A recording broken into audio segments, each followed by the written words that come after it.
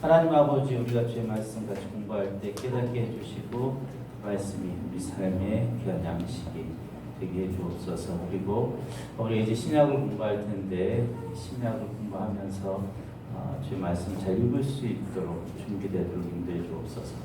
예수님의 이름으로 기도합니다. 아멘. 자, 전체적인 것을 한번 좀 요약을 해보면 여러분들이 가지고 있는 그 지도 뒤쪽에 보면 그 표를 보시면 좀 이해가 될 수 있습니다.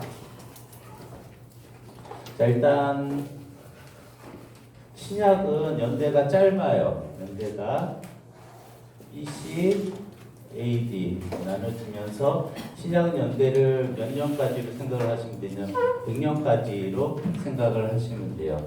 100년까지 연대가 쭉 이어진다 생각을 하시면 되고, 자, 이 연대 중에서 예수님의 예수님 십자가에 돌아가신 연대를 보통 몇 년 정도로 생각을 하냐면 33년으로 좀 생각을 해요. 왜냐하면 일단 1차적으로 이 33년이라는 연대가 나올 수 있는 것이 뭐냐면 일단 좀 이따 보겠지만 빌라도 같은 경우가 로마의 총독으로 이쪽 지역을 다스렸던 그 정확한 연대가 나와 26년부터 36년까지 10년 동안을 빌라도가 총독으로 있었어요. 그러니까 예수님 십자가 못 박히셔서 돌아가신 것은 26년 이전은 불가능해요. 30년 이후도 불가능합니다. 그리고 또 하나의 연대가 누가복음에 나와 있는 그 세례 요한의 사역의 시작 연대인데, 세례 요한의 사역의 시작 연대가 디베레 황제 15년이라 그랬어요. 15년. 디베레 황제 15년이라 그랬는데, 디베레 황제는 티베리우스 황제라고 아우구스투스 두 번째 황제거든요. 그래서 티베리우스가 AD 14년에 황제가 돼서 이제 다스려요. 그렇게 된 티베리우스가 AD 14년에서 37년까지 하죠. 그렇게 되니까 AD 14년에서 15년이니까 그 즉위년도까지 1년으로 치면 28년이 돼요. 그러니까 세례요한이 28년이니까 예수님이 28년 이전에 돌아가실 수 없죠. 그러니까 28년 이후로 넘어가게 돼요. 28년 이후부터 이제 36년까지가 그 기간, 30년 이후는 넘어갈 수가 없고, 그 사이에서 우리가 또 하나 이제 생각을 하는 게 뭐냐면 예수님이 돌아가신 그 요일하고 날짜예요. 뭐냐면 예수님이 6월절에 이제 돌아가신 거로 저희가 생각을 하기 때문에 6월절이면 이스라엘은 1월 14일이거든요. 1월 14일에 예수님이 금요일날 돌아가셨어요. 그리고 토요일날 안식일 지난 다음에 그 다음에 주일날 부활하셨잖아요. 그러니까 음력 1월 14일에 금요일이면 이게 계산이 가능해요. 여러분들 그 음력 세시는 분들이 나중에 음력이 막 헷갈리잖아요. 그러니까 뭐로 바꿔요? 생일을 양력으로 바꾸죠. 양력으로 바꾸면 계산이 가능하죠. 내가 양력 며칠날 태어났다라고 계산이 가능하잖아요. 그렇듯이 이스라엘의 달력이 1월 14일은 이스라엘 달력 음력이에요. 우리는 태양력, 양력을 쓰는데, 그래서 이 날짜를 계산을 해보면 몇 년도가 나오면 30년, 33년도, 뭐 36년도 이렇게 3년 단위로 이렇게 넘어가요. 그렇게 봤을 때 이제 학자들에 따라서 조금 이렇게 다른데 30년도로 이야기하는 분들이 많이 있어요. 30년. 왜냐하면은 28년 그 티베리우스 황제 그 세례요한의 사역하고도 이제 겹치지 않죠. 충돌되지 않죠. 그리고 또 여러분들 마태마가 누가복음을 보면 예수님의 사역의 기간이 장기간 이루어지지 않은 것처럼 보여요. 굉장히 단기간에 이제 쭉 이루어진 것처럼 보여서 예수님의 사역의 기간을 1년이나 2년 정도 단기간으로 생각을 하게 되면 28년부터 30년이면 뭐 그렇게 긴 시간이 아니니까 충분하게 보여요. 그래서 이제 30년이나 제가 볼 때는 제일 가능성이 있는 연대가 30년이나 33년 둘 중에 이제 하나라고 보여요. 왜냐하면 그 이후로는 이제 본디오 빌라도가 이제 총독 자리에서 내려왔으니까 36년 이후에는 넘어갈 수가 없고, 그렇게 봤을 때 저는 그 요한복음을 근거로 해서 보면 예수님이 그 명절을 3번을 지낸 것으로 나와요. 명절 3번을 지낸 것으로 나오기 때문에 이제 저는 그렇게 가장 적당한 시기에 33년이 아닐까 생각해서 33년 1월 14일이 예수님 십자가에 못 박히셔서 돌아가신 날로, 그러니까 1월 14일이라 그러면 음력이니까 우리나라 그 양력으로 태양력으로 계산을 하게 되면 언제가 돼요? 3월 말 4월 초가 돼요. 3월 말 4월 초, 이스라엘의 1월 달이. 그래서 우리가 이제 6월절이 계속 옮겨 다니는 거 아시죠? 우리 저기 그 부활절이 딱 고정돼 있죠. 어떨 때는 3월 말, 어떨 때는 4월 초 이렇게 막 옮겨 다니, 4월 중순까지도, 그러니까 초기까지 막 옮겨 다니는 이유가 뭐냐면은 이게 음력으로 이제 양력으로 태양력으로 계산되기 때문에 이 날짜가 옮겨 다니는 거예요. 그래서 그런 거를 봤을 때 저는 이 33년이 가장 좀 근접한 예수님의 그 십자가에 달려서 죽으신 연대가 아닌가 하는 생각이 들어요. 그래서 일단 여기 33년, 그래서 혹시 여러분 자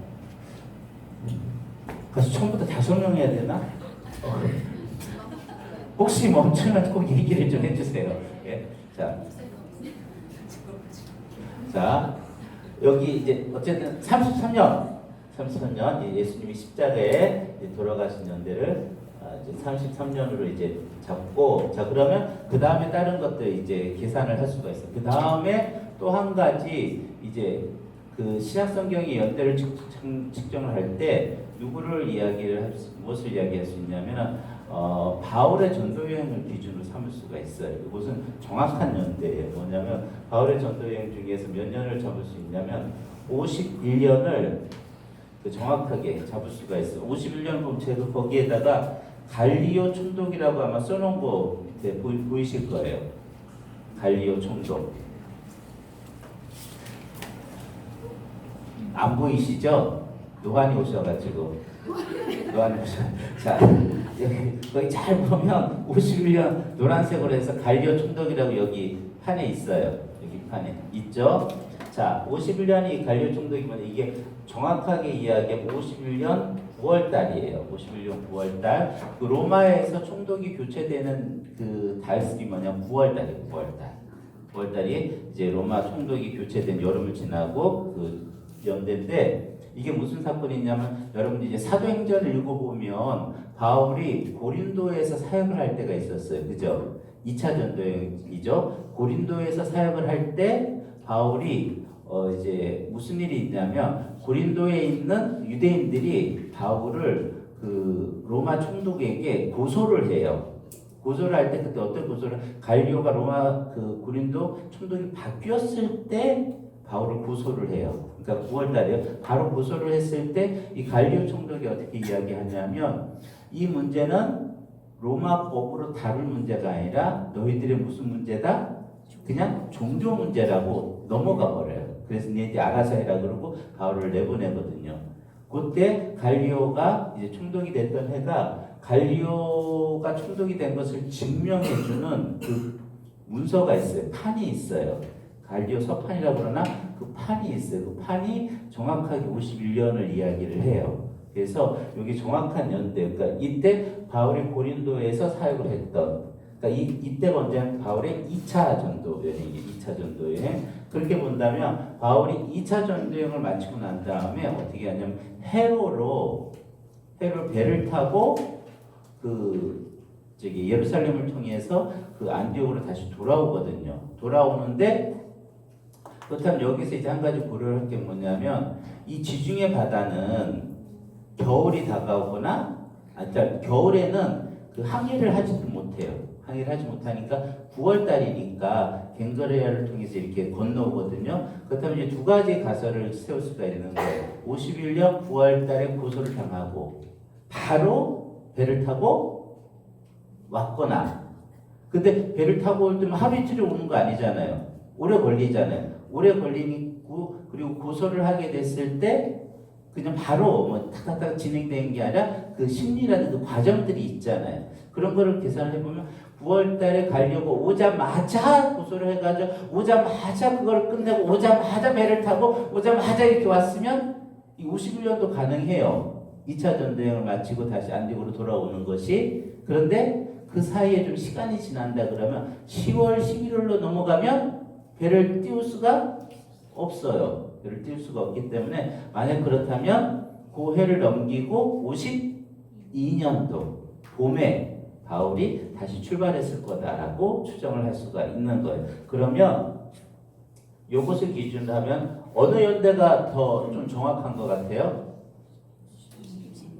52년이 좀 더 정확한 것 같죠. 그럼 52년이 바울이 2차 전도 여행을 한 기간이 52년이 2차 전도 여행한 기간. 자, 그렇다면 바울이 이 고린도에 18개월을 머물렀다고. 그러니까 최소한 2년 정도는 돼요. 그러면은 52, 51, 50. 그래서 보통 저는 이제 언제로 잡냐면 49년부터 52년까지가 바울의 2차 전도 여행이다. 왜냐하면 바울이 어디에서 전도 여행을 출발하냐면 안디옥에서 출발해요. 안디옥이면 동쪽이란 말이에요. 동쪽에서 소아시아를 지나서 마게도냐로 건너가서 고린도까지 이제 내려가야 돼요. 그리고 2차 전도 여행 때는 바로 고린도로 간 것이 아니라 마게도냐 지역을 통해서 빌립보도 들리고 데살로니가도 들리고 아덴도 들리고 해서 밑으로 내려간 거예요. 그렇게 되니까 그 갈 때까지 시간들도 있었던 것으로 보여서 49년부터 52년까지가 바울의 2차 전도 여행이다라고 이제 이렇게 틀을 잡으면 이제 그 다음에 이제 연대가 추정이 될 수가 있어요. 그럼 바울이 2차 전도 여행을 마치고 가을쯤에 다시 3차 전도 여행을 떠났을 가능성이 많아요. 그럼 52년부터 바울이 언제까지냐면 이것도 우리가 좀 더 정확하게 이야기할 수 있는데 57년까지를 바울의 3차 전도 여행이라고 볼 수가 있어요. 그래서 57년 오순절 때 바울이 예루살렘으로 돌아가요. 57년 오순절 때, 오순절이니까 그 이스라엘의 달력으로 하면 여기 1월 6월절 그 다음 달이잖아요. 6월절 다음 달 3월 달이니까 오순절 때 그 바울이 그 하나님 앞에 서원한 것이 있어서 서원한 것이 그것을 하기 위해서 예루살렘으로 돌아가야 된다고 급하게 돌아가거든요. 돌아가서 오순절에 돌아가서 바울이 체포가 돼요. 체포가 돼서 어디에 바울이 이제 구류되게 되냐면 가이사랴라는 곳에 구류가 돼요. 가이사랴라는 곳에. 그래서 거기에서 바울이 몇 년이냐면 2년 동안을 꼬박 구류되게 돼요. 그러니까 여기서 2년이면 몇 년이겠어요? 59년까지 2년 동안 가이사랴에 이제 구류가 됩니다. 그러니까 이게 뭐냐면 재판이 나지 않고 계속 재판이 연기가 되는 거예요. 이때 그 총독이는 벨릭스였는데 펠릭스가 이제 바울이 이제 그 고소를 당해서 오긴 왔는데 바울을 처벌할 수 있는 법적 근거가 약한 거예요. 아까 51년에 여기에서도 갈리오가 어떻게 했죠? 유대인들이 바울을 고소를 했을 때 결정을 내리지 않았어요. 게다가 바울은 누구 시민권자냐면 로마 시민권자예요. 로마 시민권자니까 법적인 과정 없이 함부로 재판을 했다가는 자기가 오히려 이제 위험한 거예요. 그렇다면 그 당시 시각이 뭐냐면 지난번에 제가 설명을 드렸지만 그 로마가 봤을 때 로마 그 제국 안에서 종교 정책이 있다 그랬죠. 종교 정책 중에서 로마가 인정하는 종교가 있어요. 인정하는 종교가 뭐냐? 유대교가 로마 정부에서 인정을 받았어요. 종교를 정식 종교로. 거기에 아주 큰 공헌을 했던 사람이 누구라고 그랬죠? 헤롯 대왕이 그 공헌을 했다 그랬죠. 헤롯이 로마에 굉장히 그 여러 가지 잘해서 로마가 유대교를 인정을 해줬단 말이에요. 그러니까 자기 자신의 정식 종교로 들어오면 폭격하지 않아요. 허용을 해요. 왜냐하면 로마 제국 자체가 굉장히 넓은 지역을 다스리는 지중해 전체를 다 다스리기 때문에 하나의 종교만 인정을 할 수 없는 거예요. 그래서 종교를 인정을 해요. 그 대신에 종교를 인정하지 않는 것은 로마가 박해를 해요. 왜냐하면 그 로마가 인정하지 않은 종교는 뭐냐면 사회적으로 로마의 평화, 팍스 로마나라고 하는 로마의 평화를 깨뜨릴 위험 요소가 있는 종교는 이 로마가 인정하지 않는 거예요. 그런데 그 로마의 평화를 깨뜨리지 않을 것 같은 종교는 인정을 해요. 그 상태에서 이 유대교가 인정이 된 상태에서 이 로마 관리들의 시각에서 봤을 때는 이 우리가 믿는 기독교하고 유대교하고 이게 분리가 됩니까? 분리가 되지 않습니까? 분리가 안 되는 거예요. 왜? 기독교도 무엇을 이야기해? 구약 성경을 받아들이면서 유대교와 기독교의 차이가 뭐예요? 예수님을 메시아로 인정하느냐, 인정하지 않느냐, 이 문제의 차이니까 이 로마에서 봤을 때 이거는 그냥 이 유대교 안에 있는 분파들의 이제 서로 다툼처럼 보이는 거예요. 그러니까 어떻게 보이는 거냐면은 장로교냐 감리교냐 뭐 그런 거하고 비슷한 거예요. 그렇게 되니까 그냥 넘어간단 말이에요. 그러니까 그 문제를 가지고 죄를 물을 수가 없는 거예요. 바울이 무슨 뭐 그 로마에 대한 어떤 그 분기를 선동하거나 그런 것도 없으니까. 그러니까 이 펠릭스 같은 경우는 이제 이 바울을 법적으로 처단할 근거가 약해. 그런데 또 그렇게 딱 결단하기도 애매한 게 뭐냐면 자기가 어디에 총독이에요?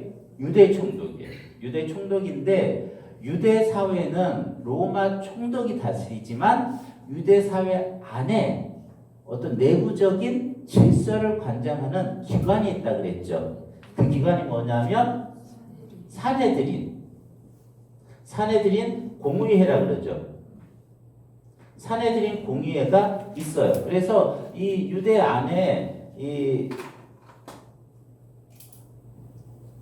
유대는 왕이 다스릴 때가 있고 그 다음에 총독이 다스릴 때가 있어요. 근데 둘 다 경우에도 사내들인 공의회는 있었어요. 사내들인 공의회는 있어서 이게 무엇을 하면 정치적인 문제라든지 그런 문제들에 대해서는 왕이나 총독이 어떤 최종 결정권을 가지고 살인을 할 때는 사람을 이제 처형할 때는 사내들인 공의회가 그걸 못해요. 사람을 사형할 때는 누가 그 법적인 최종 권한이 있냐면 총독이나 왕이 권한이 있는 거예요. 그래서 그렇지만 다른 어떤 문화라든지 종교적인 부분에 대해서는 그 당시 이스라엘의 어떤 뭐 관습이라는 그런 부분에 대한 어느 정도까지의 그 리더십을 사내들인 공의한테 인정을 해준 거예요. 그러니까 유대 사회 자체적인 질서를 이 사내들인 공의가 자체적인 어떤 그런 정확한 공권력은 아니지만 자기가 그것을 유지를 하는 거예요. 이게 로마 정부에게 편한 거예요. 왜? 자기 자신이 이 유대 사회 전체를 컨트롤하는데 누가 대응을 해준 거를? 사내들이 대응을 해주는 거예요. 그러니까 어느 정도의 권한을 허용을 해요. 그래서 초대교회도 보면 사내들인 공의회가 어떤 경우에는 사람을 죽이는 것도 눈 감아줘요. 원래는 사내들인 공의회가 사람을 죽일 수 있는 권한이 없어요. 집행할 수 있는 권한이 없거든요. 근데 그 살인이 벌어졌을 때 어느 정도 자기들에게 유익하다 싶으면 눈을 감아주는 거예요. 그 케이스가 어디에 나냐? 스데반이 그 케이스예요. 스데반이 사내들인 공의에 불려갔다가 뭐 맞아 죽어요? 풀 맞아 죽어요. 그것에 대한 증인처럼 옷을 맡아둔 사람이 누구예요? 바울이에요. 근데 바울이 그 죄에 같이 항목이 돼 사람 살인죄가 벌어졌잖아요. 살인죄가 벌어졌으면 그 누가 그 이제 권한을 갖고 있냐? 총독이 갖고 있냐? 총독이 그걸 허용한 적이 없단 말이에요. 그런데 유대인들을 통해서 그게 벌어졌는데 그 죄 때문에 처형된 사람이 없어요. 어떻게 한 거예요? 눈 감아주는 거예요. 무엇으로 인해서? 그것이 어디에 걸린 거냐면 스데반 같은 경우는 신성모독에 걸린 거예요. 종교적인 부분에 걸리니까 율법 안에서는 신성모독을 하면 어떻게 하냐면 돌 들어서 치게 돼 있거든요. 그러니까 그것을 눈을 감아준 거예요. 무엇을 위해서? 그 안에 내적인 어떤 관 질서상 그 정도까지 권한을 허용을 한 거예요. 근데 그 다음에 야고보가 이제 처형을 당하잖아요. 야고보가 처형을 당할 때는 누가 야고보를 처형을 시키냐면 그때 살펴봤죠. 헤롯의 어디? 손자 아그리파 1세가 이 총독 대신에 왕이 있었단 말이에요. 그러니까 이 야고보는 이 아그리파는 야고보를 죽일 수 있는 권한이 있었던 사람이에요. 그러니까 그 케이스가 다른 거예요. 스데반이 죽었을 때하고 야고보가 그 당했을 때는 이 케이스가 달라요. 자, 그래서 사내들인에게 어느 정도의 그와 같은 권한을 인정을 해주면서 이제 정치를 하는 거예요. 그래서 여기서 딱 반대하고 대들면 총독도 자기 자리가 불안해져요. 왜? 자기가 다스리는 땅이 자꾸 소동이 일어나면 어떻게 했어요? 로마에서. 그러겠죠. 그래서 이 벨릭스가 누구의 눈치를 본 거냐면 사내들인 공의의 눈치를 본 거예요. 이쪽에선 바울을 죽이라고 작정을 하고 덤비는데 바울은 로마 시민권자. 죽일 수 있는 정확한 항목이 없어요. 그러면은 할 수 있는 취할 수 있는 방법은 뭐예요? 시간 끌기. 내 임기만 끝나면 이제 넘어간다. 시간 끌기 작전으로 넘어간 거예요. 그리고 이 바울을 잘 보니까 이 벨릭스가 뭐 또 기대했다고 그랬냐면 혹시 뭐 돈이 나오지 않을까. 왜냐하면 바울이 다소 출신이에요. 다소 출신인데 다소에 태어나면서부터 시민권을 가지고 있어요. 그럼 누가 시민권을 가지고 있다는 얘기냐면 부모가 시민권을 가지고 있다는 얘기예요. 유대인이 시민권을 로마 시민권을 가졌다는 것은 로마 시민권을 가지기 위해서는 로마 정부에 아주 혈떡한 어떤 뚜렷한 공부를 세우거나 아니면은 그 유지나 돈이 있어야 돼. 그렇다면 이 바울은 그냥 혼자로 봤을 때는 이제 거지 같지만 아무래도 이 부모 다섯 쪽에 뭐 그걸 기대한 것 같아요. 이게 기대한 이 벨릭스가 바보죠.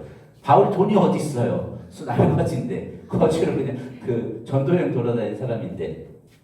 자, 그렇게 되니까 2년 동안 붙잡아 둔 거예요. 근데 59년에 베스도 총독으로 총독이 바뀌었어요. 그럼 언제 바뀌었어요? 9월달에 바뀐다 그랬죠. 9월달에 바뀌니까 이 사내들인 공의에서도 어떻게 돼요? 이 벨릭스가 못마땅한 거예요. 못마땅한 거예요. 빨리 판단을 해가지고 바울을 죽여야 되는데 계속 시간을 끈단 말이에요. 그런데 때맞춰 베스도 딱 바뀌었어요. 그러니까 이 기회를 놓치지 않고 다시 베스도에게 고소를 한 거예요. 고소를 했더니 이 베스도가 이제 고민이 되는 거죠. 벨릭스하고 똑같은 상황인 거예요. 죽이자니 마땅치 않고 살리자니 살인죄 공에 걸리고. 그러니까 이 베스도도 여차하면 이제 시간 끌기로 들어가려고 그랬는데 그때 바울이 뭐냐? 내가 가이사에게 상소하노라. 고소를 해버린 거예요. 그러면 로마 시민은 어느 지역에 있든지 황제에게 고소를 하면 황제에게 가서 재판을 받을 권리가 있었어요. 그렇게 되니까 베스도도 어떻게 보면 짐을 덜었잖아요. 아이고 잘 됐다. 만약 그러지 않았으면 죄를 물을 수도 없어요. 어쨌든 그래서 이 바울을 로마로 압송을 하게 된 거예요. 그래서 누구라는 백부장을 한 명을 붙여서 죄수로서 바울을 데리고 간 거예요. 9월달 9월달이니까 제가 아까 이야기했죠. 지중해는 이제 1월달부터 이제 하게 되면 요 겨울 시즌, 봄과 이제 9월달부터 시작되면 10월, 11월부터 한 2월, 3월까지 완전히 전면적으로 항해가 금지돼요. 금지된 상태에서 9월달에 이제 로마로 가기로 결정이 되고 10월, 11월 그렇게 되니까 어떻게 되냐면 가다 보니까 로마에 겨울이 오기 전 도착할 수가 없어요. 없으니까 가다가 어떻게 하냐면 겨울을 나려고 그랬던 거예요. 겨울을 한 미항이라는 항구에서 미항이 아니라 미항이라는 그래서 겨울을 나려고 지금 그랬어요. 겨울을 나려고 그랬는데 여기가 아무래도 이게 미항이 이게 별로 이제 좋지 않은 항구라서 여기 겨울 나기가 어려우니까 조금 더 가면은 이제 괜찮은 항구가 있다는 옮겨가다가 풍랑을 만나가지고 밀려나간 거예요. 바다 지중해 한 가운데로 밀려가서 거의 죽을 뻔하다가 이제 살아난 거예요. 그래서 59년 10월이나 11월부터 항해를 시작을 해서 60년 봄에 로마로 항해를 한 거예요. 봄에 가까스로 로마에 도착을 한 거예요. 로마에 도착을 해서 로마에서도 2년 동안을 잡혀 있었어요. 62년까지 이때 로마에 있었어요. 자, 이때도 무엇하러 잡혀 있었던 거죠? 재판을 받기 위해 기다리던 시간. 2년 동안 로마에 잡혀 기다리고 있다가 죽었을까요? 살았을까요? 살았죠. 좀 더 뒤로 가야 되겠다. 자, 이때 바울이 풀려나요. 풀려났다가 그 다음에 여러분들 이제 그 초대 교회에서 꼭 기억해야 될 연도가 64년을 제가 이제 자주 얘기를 했을 거예요. 64년 무슨 연대죠? 로마 대화제가 일어났던 사건. 로마 대화제. 이때 로마 대화제가 이제 일어났는데 64년에 네로가 이 화재의 원인을 그리스도인들이 뒤집어 씌우면서 이때 그리스도인들이 아주 대대적으로 이제 죽임을 당해요. 그리고 이 네로가 언제 죽냐면 68년에 죽어요. 68년 죽어.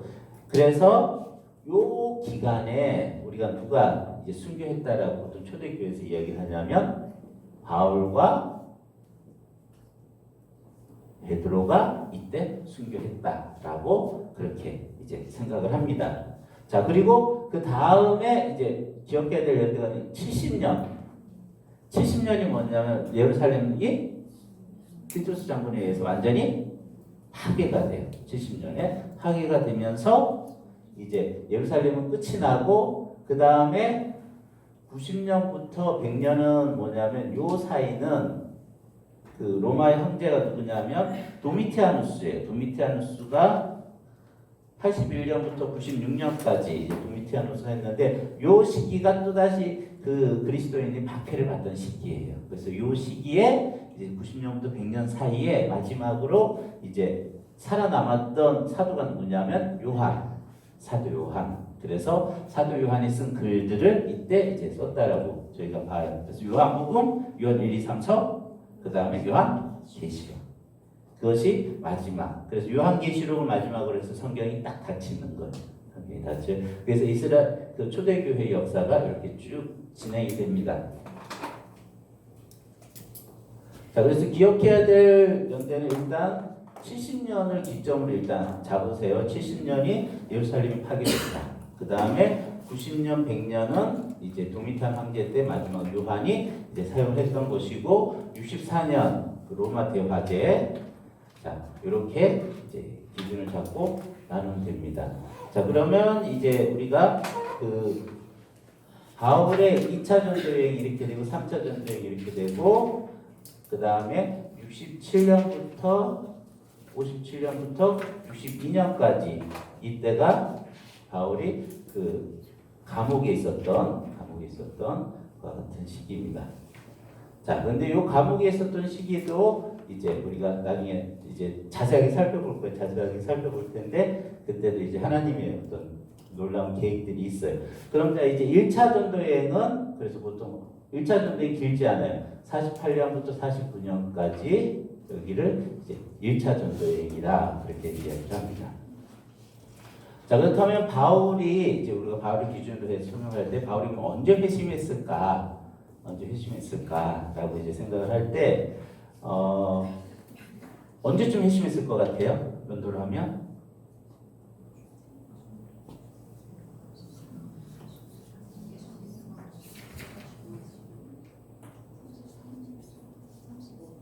자, 언제? 저도 잘 몰라요. 그런데 한 35년쯤으로 이제 계산을 합니다. 왜냐하면 이 연대를 대략 이렇게 계산을 하는 게 여기 48년, 49년대가 이제 바울이 이제 선교를 시작한 연대인데 그 근거가 뭐냐? 갈라디아서 1장하고 2장을 보면 바울이 자기 자신 회심한 이후에 사역의 기간들을 적어놨어요. 그래서 예루살렘 성에서 2장에 보면 갈라디아서 2장에 보면 예루살렘 자기가 방문했다라고 그러면서 14년 후에라고 그렇게 이야기를 해요. 14년 후에. 그래서 앞에도 뭐 3년 뭐 그렇게 얘기를 하는데 이 14년을 이제 계산을 할 때 어디를 계산할 때 이제 제일 적당할 것 같냐면 바울 회심한 연대를 기준으로 해서 계산을 하면 14년 정도 하면 35년 정도. 그럼 이때 이것만이 아니라 그 당시 이제 나바테 안에 있었던 왕에 대한 기록도 있어서 그 여러 가지를 참고를 하면 한 이쯤일 거다라고 이제 생각이 돼요. 자, 그럼 35년에 바울이 회심을 한 후에 자, 다메섹에 올라가면서 이제 그 예수님을 만난 거예요. 다메섹에 올라가면서 예수님을 만나고 그 후에 바울이 사역을 본격적으로 시작을 한 건 거의 10년 이후예요. 10년 이후에 지나서 바로 본격적으로 사역을 시작을 하고, 자 그렇다면 요 시기 이제 33년부터 35년 요 시기는 몇 년? 2년이잖아요. 요 시기가 우리가 잘 보면 바울이 35년도에 이제 회심했다 그러니까 이 회심하기 전에 바울이 뭘 해요? 교회를 핍박하죠. 교회를 박해하죠. 그러니까 교회가 박해하기 전에 초대교회가 엄청나게 부흥을 하죠. 오순절 역사가 있은 다음에 5,000년, 3,000년 계속 회심하면서 교회가 막 커져나가고, 그리고 교회 안에서 이제 그 집사도 세워지고 스데반도 세워지고, 그 다음에 아나니아 삽비라 그 사건도 일어나고, 그러면서 이제 여러 가지 사건들이 일어나죠. 그 사건들이 언제 일어난 거냐면 요 사이에 일어난 거예요. 33년부터 35년 요 사이에 이제 그 초대교회 사도행전의 1장부터 이제 일어난 사건이 그때 기록이 되어 있어요. 그때 기록이 되어 있고, 그 다음에 이제 거기 보면 사도행전 그 15장에 보면 누구에 대한 사건이 나오냐면, 사도행전 15장은 중요한 사건인데 예루살렘 공의회라고 있어요. 예루살렘 공의회. 그 예루살렘 공의회 때는 뭐냐면 무슨 문제를 결정을 했냐면, 이방인에게 우리가 할례를 요구해야 되느냐 요구하지 말아야 되느냐, 율법 준수를 요구해야 되느냐 요구하지 말아야 되느냐, 그것에 대한 결정을 예루살렘 공의회에서 내리게 돼요. 예루살렘 공의회에서 그 결정한 시기를 언제로 이제 좀 보냐면 49년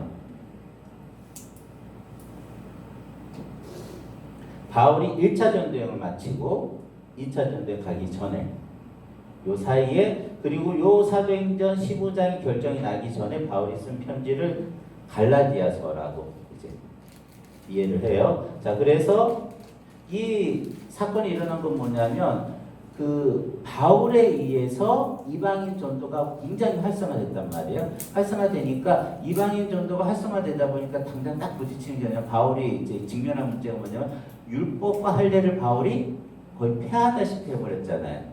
폐하다시피 해버렸으니까 일단 이때까지는 누가 이 선교와 복음 전도의 주역으로 활동을 하고 있었냐면 유대인들이었다. 유대인 공동체에 있었는데, 이 유대인 공동체에서 이방인 공동체를 넘어가는 이 시기에 이 유대인 공동체가 넘어가야 할 그 산이 있었던 거예요. 뭐냐? 유대인들이니까 어려서부터 뭘 했어요? 할례 받고, 어려서부터 율법 지켰고, 어려서부터 돼지고기 안 먹었고, 안식일 지켰고, 그걸 다 했어요. 그걸 몇 살까지? 30살, 40살까지 성인이 될 때까지 계속 그렇게 지냈어요.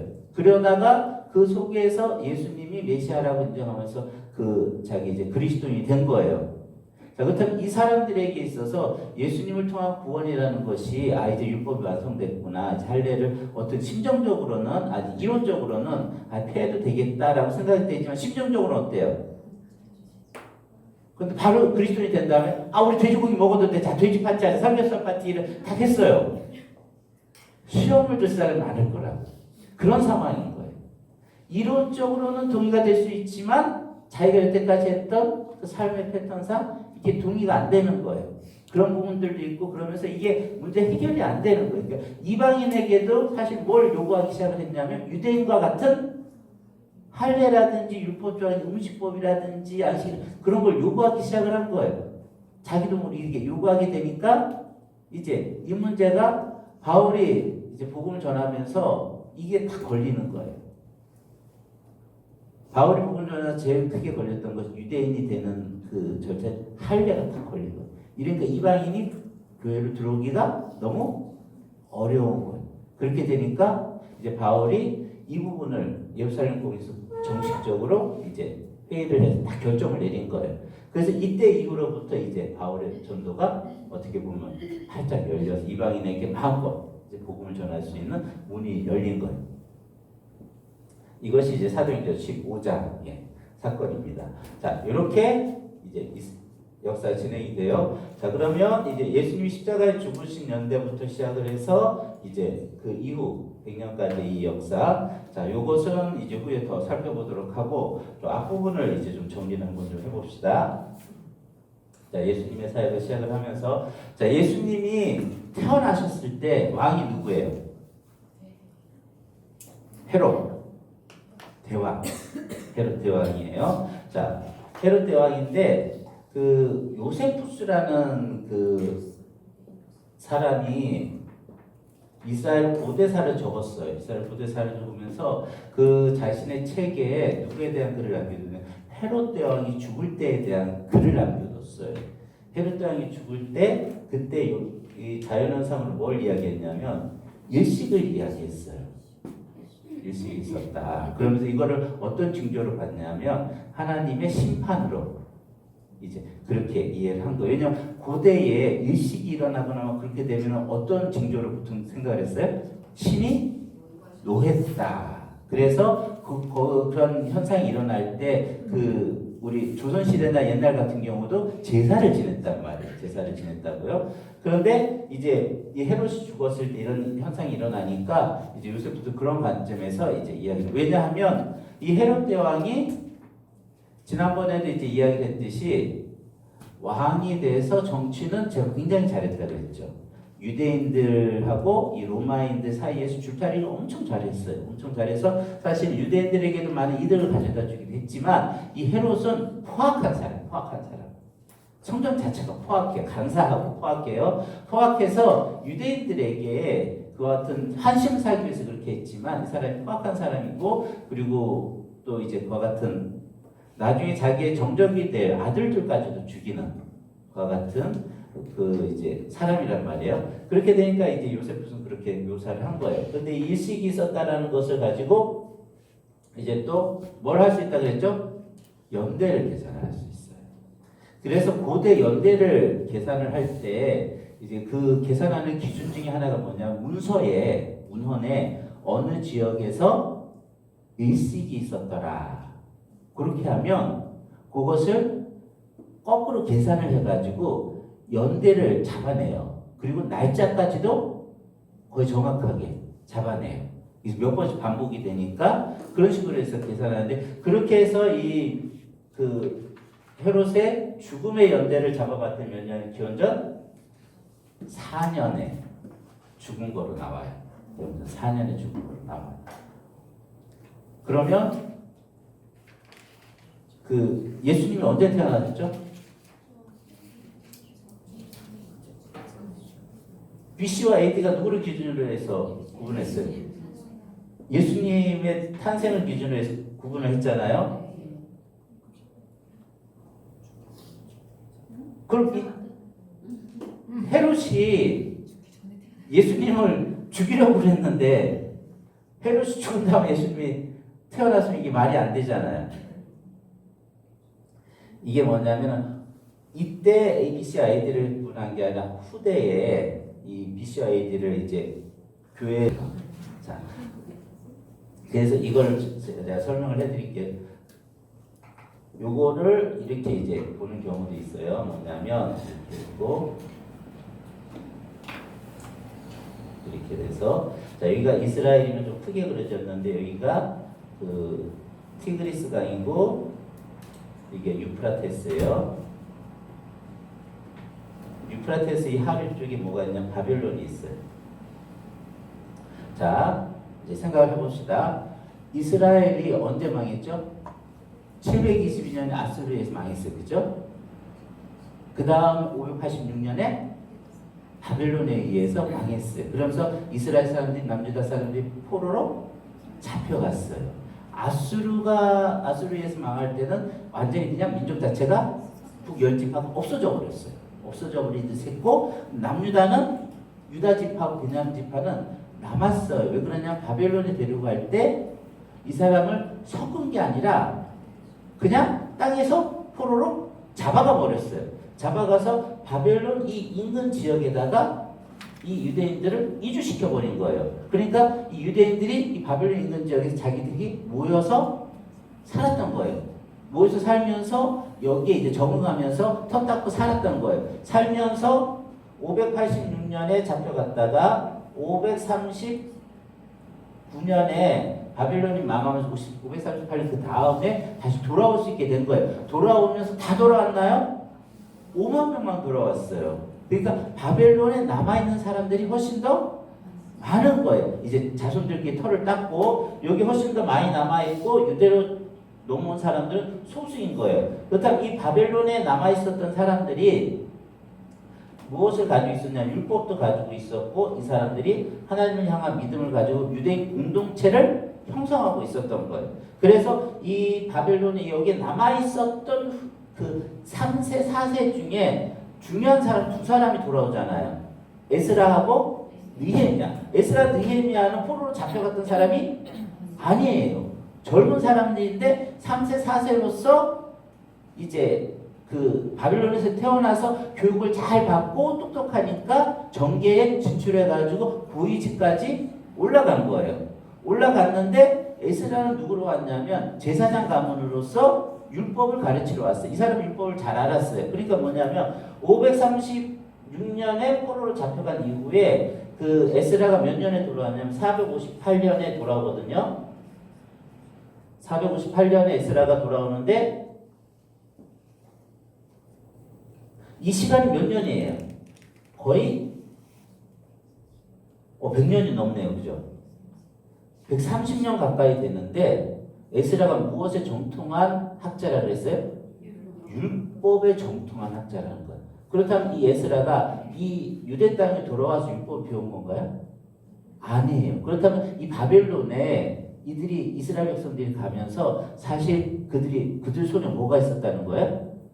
율법 성경이 있었던 거예요. 율법이 있었던 거예요. 그래서 율법을 이 에스라가 공부하고 배울 수 있었던 거예요. 자, 그렇다면 이 바벨론 자체에 유대인 공동체에서 율법을 가지고 하나님을 섬기던 그와 같은 모습이 있었다라고 결론을 내릴 수가 있겠죠. 자, 제가 왜 이야기를 하냐면 동방을 얘기하려고 그래요. 이 이야기가 어떻게 되냐면 이렇게 된 다음에 그 유대인의 그 아주 중요한 문서 있죠. 탈무드라고 들어보셨죠, 그죠? 탈무드 율법을 이제 그 상황에 설명해서 탈무드 책이 엄청나게 방대하거든요. 엄청나게 방대한데 이 탈무드 버전이 여러 버전이 있어요.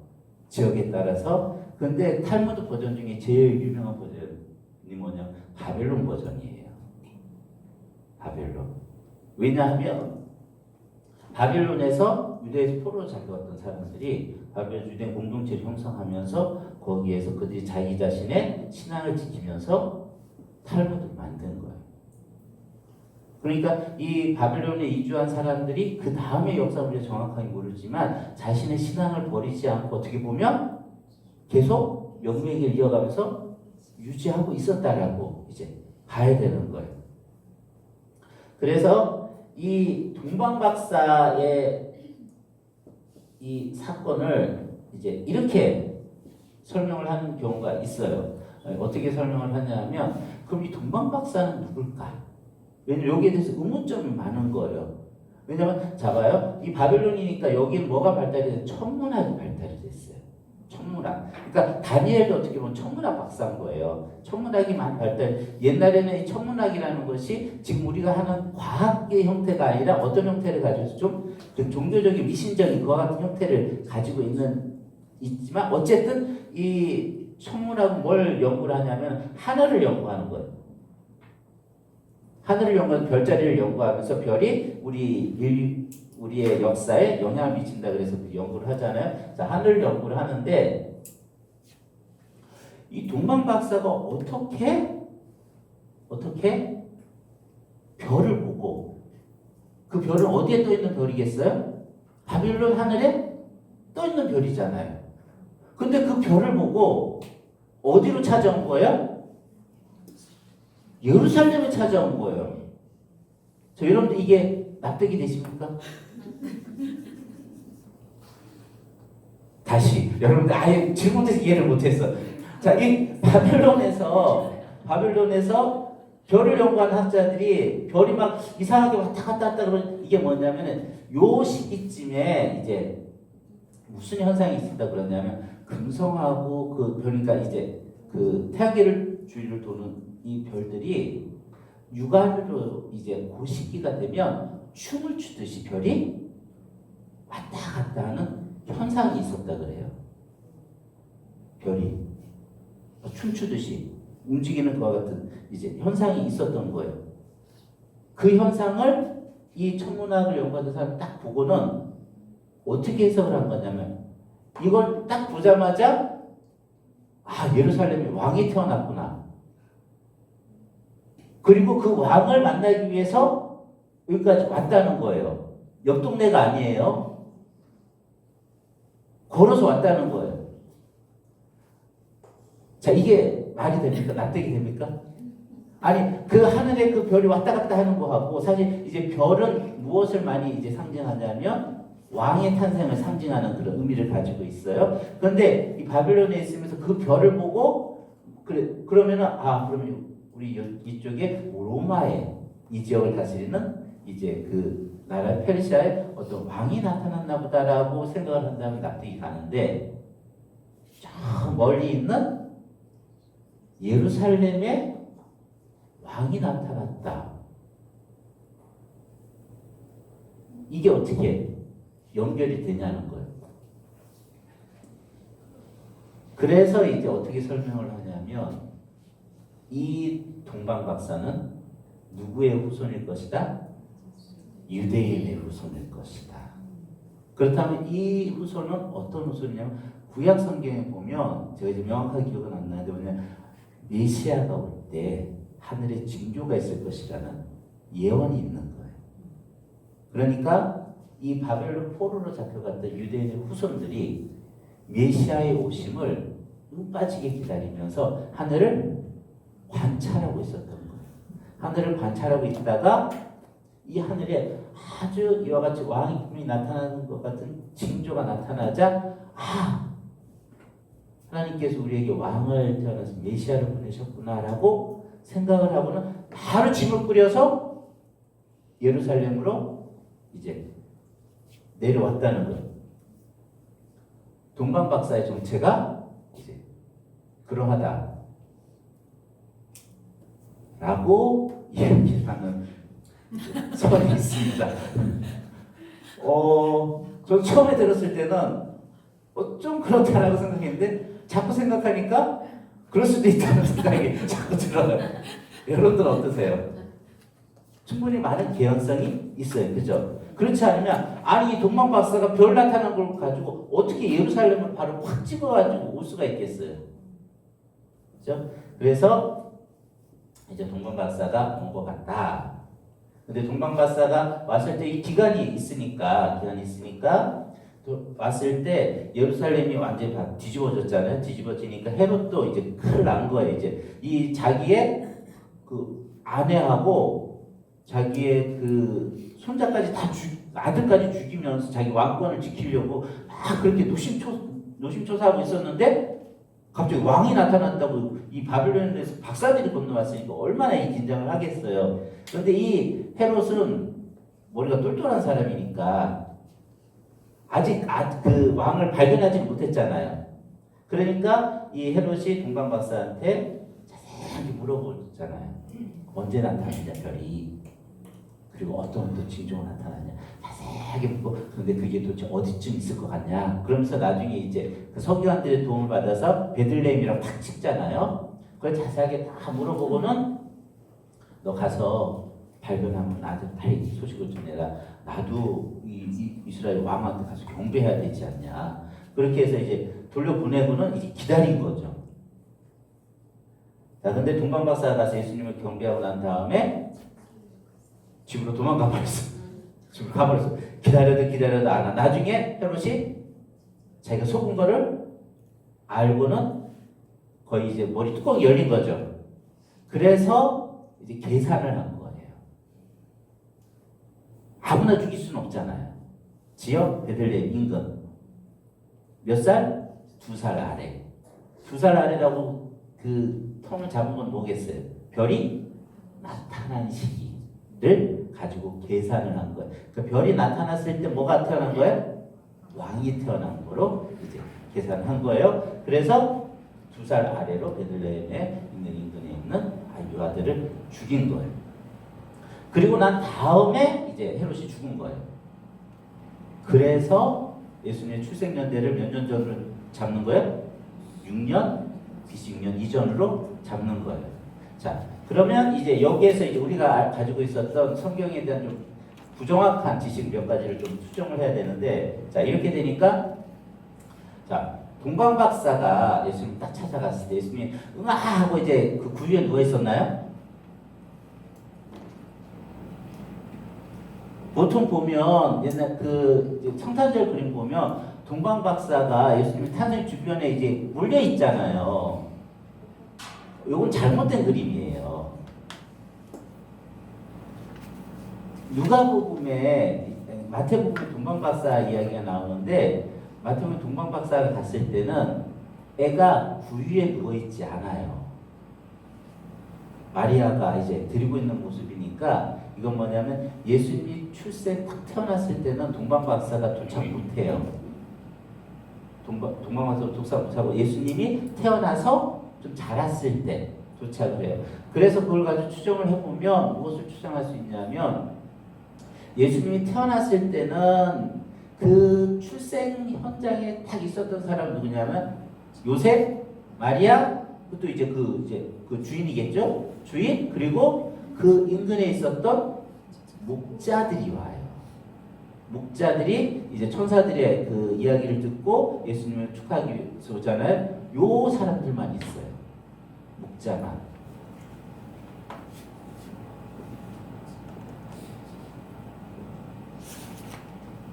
여러분들 목자라 그러면은 이미지가 어때요? 좋죠. 여호와는 나의 목자시니. 그런데 이 목자를 사기꾼이라 생각하면 여호와는 사기꾼이시니 이렇게 돼버리잖아요. 그러니까 이제 그림이 목자라는 그림은 굉장히 좋아요. 목자는 인자하게 예수님도 항상 목자로서 뭐 양을 안고 있잖아요. 그러니까 목자는 굉장히 좋은데 이게 우리가 가지고 있는 또 환상이 그 당시에는 목자는 그렇게 좋은 그림이 아니에요. 목자는 뭐냐면 사회 계급 중에서도 거의 하층민이에요. 거의 하층민이고 삶이 굉장히 뻑뻑하고 예수님이 나타났을 때 이 목자가 어디 있었어요? 밤에 양을 지키고 있었어요. 자, 그래서 이제 12월 25일이 성탄절인 것도 이게 조금 불안한 거예요. 자, 여러분들 그 양을 키우는데 겨울에 밖에다 내놓고 밤새서 횃불 켜면서 이제 양을 지킵니까? 아니죠. 그러니까 이게 밤새려면은 좀 더 시기가 앞당겨지든지 뒤로 넘어가든지 그래야 돼요. 뭐 양 다 얼어 죽일 일이 있습니까? 그러니까 이게 좀 부정확해요. 그러니까 밤새기는 이제 목자한테 나타난 것은 그리고 예수님이 이 목자에다가 뭐냐면은 말구유. 이 말구유라는 것도 여러분들 생각하면 이런 그림 생각하죠. 이렇게 집 있고 옆에 이렇게 있어서 여기에 방이 없으니까 이 말이나 짐승들 놓는 그런 데 이제 생각을 하시죠. 근데 그 당시에는 그렇게 잘 살지 못했어요. 이게 어떤 형태냐면 여기 반쪽이 이제 말이 있는 거예요. 그러니까 여기 어딘가 이제 예수님이 이제 태어난 거. 태어나서 여기다 둘 데가 없으니까 그나마 제일 좋은 데가 그 이제 뭔가 이제 깔려 있는 거기에다 이를 출생해서 놓은 거예요. 여러분들 중에 혹시 발구에서 태어나신 분 계세요? 저도 아무리 저도 이제 가난했어도 저도 말구에서는 안 태어났어요. 멀쩡한 집에서 태어났지.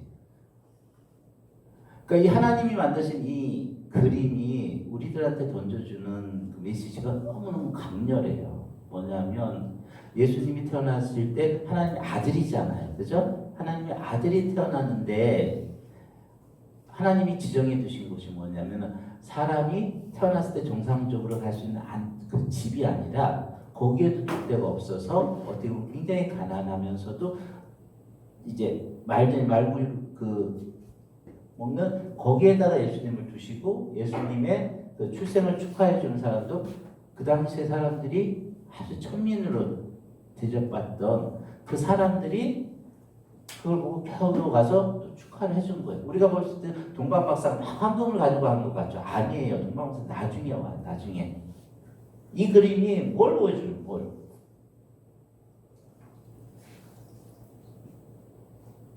하나님이 우리들한테 제가 볼 때는 어떻게 보면 데모를 하는 거예요. 시위를 하는 거예요. 무슨 시위를 하는 거예요? 높아지지 말라는 거예요. 높아지지 말라는 거예요. 하나님이 당신의 아들도 이 세상을 구원할 자도 아무도 아무리 가난하더라도 누여지지 않은 말구 위에 눕혀놓고 태어나게 하고 그 축하객도 왕도 아니고 무슨 임금 뭐 어떤 도지사도 아니고 거기에서 밤에 양을 칠 수밖에 없이 가난하고 그런 사람들이 가서 축하하도록 만들었단 말이에요. 그렇다면 이건 하나님 우리에게 뭘 보여주는 거냐? 기독교는 절대로 교만하면 안 돼. 기독교는 하나님이 우리를 위하여 철저하게 낮아지신 그 길을 하나님이 선택한 자가 가게 하는 것을 통해서 하나님을 섬기고 하나님을 따르는 자들은 항상 낮은 자리에서 이 길을 따라가야 한다는 것을 하나님이 부인하지 못할 정도로 그냥 딱 못을 박아서 우리한테 보여준 거예요. 보여준 거예요. 복음 자체가 그래요. 우리가 믿음이라는 것을 이제 구원을 얻는다 그랬을 때 이 믿음도 보면 제가 그 군대에 가서 조그마한 성경책을 가져갔었어요.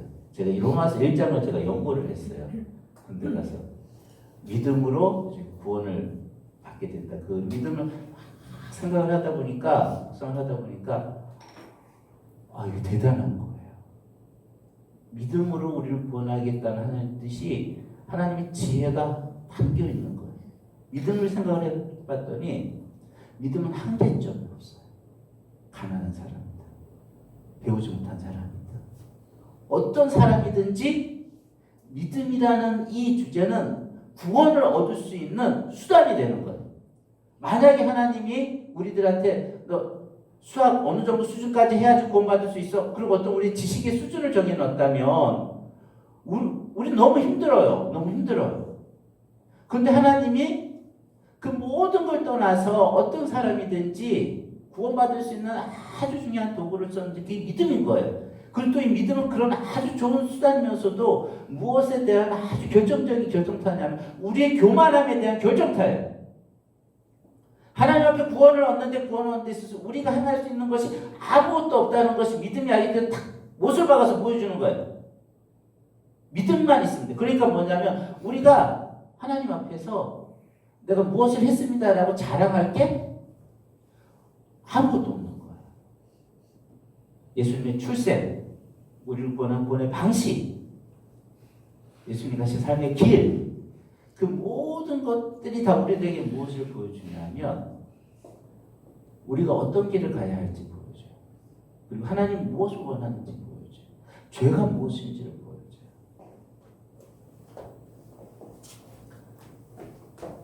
그래서 이것이 하나님의 아주 명백한 뜻입니다. 그래서 교회에서는 내가 누군가의 위에 올라가서 왕 노릇한다. 그런 생각을 혹시나 가지고 있다면 그 사람 복음을 모르는 사람이에요. 내가 무엇인가 자랑해야 되겠다. 그 복음 문제가 있는 거예요.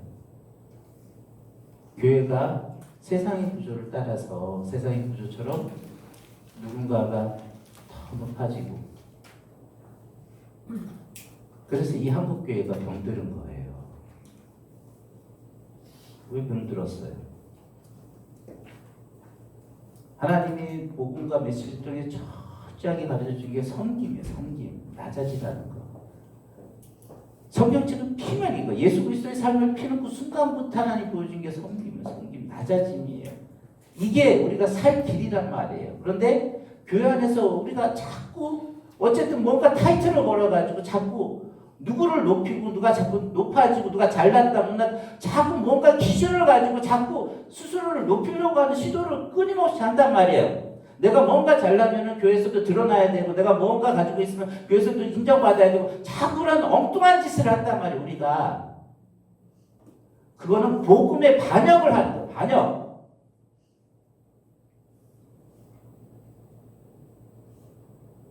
하나님은 절대로 그걸 허용하지 않고 그거를 아예 무력화시키기 위해서 하나님 얼마나 많은 방법을 썼는지 몰라요. 그래서 교회에서는 누구도 우상처럼 높임받지 말아요. 목회자도 마찬가지입니다. 여러분들도 목회자를 바라보거나 아니면 어떤 믿음의 사람을 봤을 때 그가 갔던 믿음의 길을 따라갈지언정 우상처럼 생각하면 안 돼요. 그러면 그 사람도 죽고 여러분도 죽는 거예요. 교회에서는 영웅이 없어요. 구약 성경부터 하나님 누누이 이야기한 게 뭐 영웅을 없애는 거잖아요. 영웅을 없애는 거. 그래서 잘난 민족 선택하지 않고 이스라엘 선택한 거잖아요. 그리고 잘난 사람 선택한 게 아니라 목자 다윗을 선택을 했잖아요. 하나님이 선택한 것은 왜 그렇게 선택을 했겠어요? 니네는 그러면 안 된다는 거예요. 니네는. 세상은 그렇지라도 내 백성은 그렇게 하면 안 된다. 그래서 예수님도 가족이라는 이야기를 할 때 누가 빠졌냐? 아버지가 빠졌어요. 아버지는 뭐의 상징이에요? 권위의 상징이에요. 아버지가 없는 가족이에요. 누가 그랬어요? 어머니와 자녀들만, 형제들만 있는 거예요. 우리 모두는 누가 높고 좀 더 잘날 수도 있고 좀 더 많은 걸 할 수도 있지만 그 사람이 더 잘난 거 아니에요. 그 가지고 있다는 건 뭐냐면 섬기라는 의미에서 준 거예요. 나를 드러내고 나를 자랑하고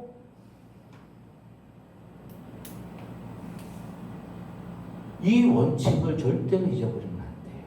절대로 이 원칙을 잊어버리면 안 돼요. 그래서 바로 그 원칙이 예수님 출생부터 전부 다 이제 드러나 있는 거예요. 그래서 그렇게 살아야지 우리가 행복해지고 상대방도 살리고 나도 살아요. 교회 안에서 무엇인가 가지고 있을 때 내가 어차피 하나님은 사람에게 다 똑같이 주지 않았어요. 이쪽으로 봤을 때 다르게 가지고 그건 부인할 수 없어요. 그렇지만 그거를 어떻게 평가하느냐는 우리가 결정할 수 있어요. 그걸 가지고 세상의 시각처럼 높다 낮다라고 평가를 하면 안 돼요. 여러분들 마음속에 그 생각이 든다면은 지우개를 막 지워야 돼요. 누가 한 명을 막 높인다? 그것도 지워야 돼요. 그 사람을 살리는 게 아니라 그 사람을 죽이는 거예요. 내가 뭔가 가지고 있다? 어떻게 하면 섬길까를 고심해야 돼요. 내가 어떻게 하면 내가 나 자신을 드러낼까를 고심하는 게 아니라 하나님이 주신 것을 내가 어떻게 하면 종이 돼서 섬길까 그걸 먼저 생각을 해야 돼요. 그렇게 사용해야지 나도 살고 주변 사람들도 사는 거예요. 동방박사 이때 없습니다. 목자만 있어요. 말구리에 있어요. 그 동방박사는 어떻게 나타나냐? 시간이 지난 다음에 나타나요. 그래서 마리아가 베들레헴에서 아이를 출산한 후에 어느 정도 베들레헴에 머물렀던 걸로 보여요. 베들레헴에 머물다가 동방박사가 왔다가 가는 그 문제로 인해서 헤롯이 예수님을 죽이러 가니까 이제 떠나간 거예요. 그렇게 되니까 예수님의 출생이 우리가 생각했던 것보다는 한참 뒤로 미뤄졌죠. 그렇게 되니까 여러분들이 이제 딱 걸리는 게 성경의 말씀. 여러분들 예수님 몇 살부터 공적 사역을 시작했다 그랬죠? 30살. 자, 그런데 이 앞으로 또 당길 수 없는 게 언제냐면 28년 앞쪽으로 당길 수가 없어요.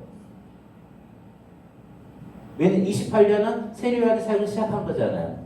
그렇다면 이때부터 계산을 하더라도 30살이 넘어가요. 이쪽으로 더 가도 30살 훨씬 더 넘어가요. 그럼 예수님 몇 살부터 사역을 하신 거예요?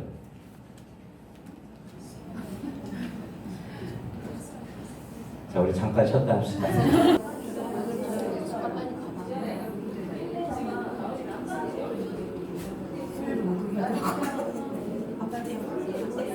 자, 다시 시작합시다. 자, 다시.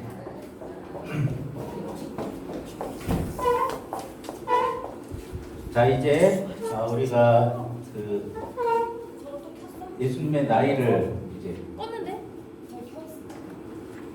확인해 봐야 되겠습니다. 목사님, 네. 여기 난방 안 돼요? 난방 안 틀어져요? 여기 난방 되죠? 어떻게 돼요? 제습밖에 없고 통풍. 저기 난방이라고 글씨가 안 들어가요. 잘 모르겠어요.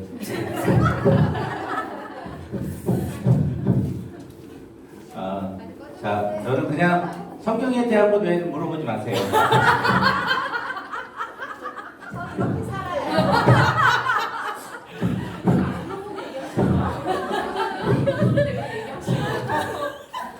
사실이에요.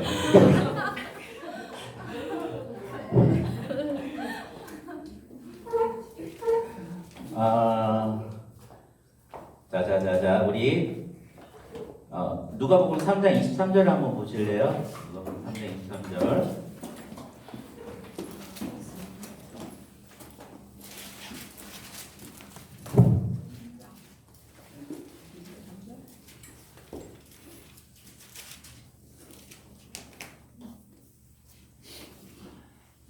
자, 거기 이제 잘 보시면 예수께서 가르치심을 시작하실 때에 몇 세 됐다가 30세.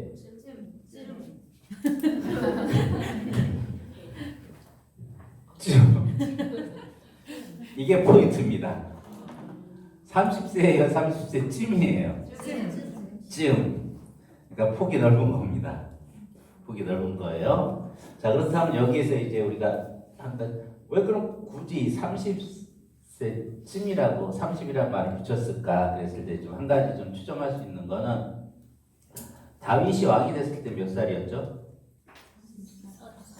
30살. 요셉이 공초가 되었을 때 30살. 그래서 30이란 그 나이가 가지고 있는 상징성이 좀 있어요. 뭐냐면 공적인 영역에 들어갈 수 있는 나이. 그래서 예수님이 이제 공적 사역을 시작을 하잖아요. 그러니까 30이라는 숫자를 이제 좀 쓴 것 같아요. 그리고 이 찜이라는 말을 쓰고 또 한 가지 말이 앞에 보면 예수께서 가르치심을 시작할 때 가르치심을 글자가 커요, 작아요? 성경이 좀 문제가 있네요. 그 작게 써져 있죠? 똑같아요? 좋은 성경을 가지고 이게 성경책을 읽다 보면 작게 쓰여진 게 있어요. 그게 뭐냐면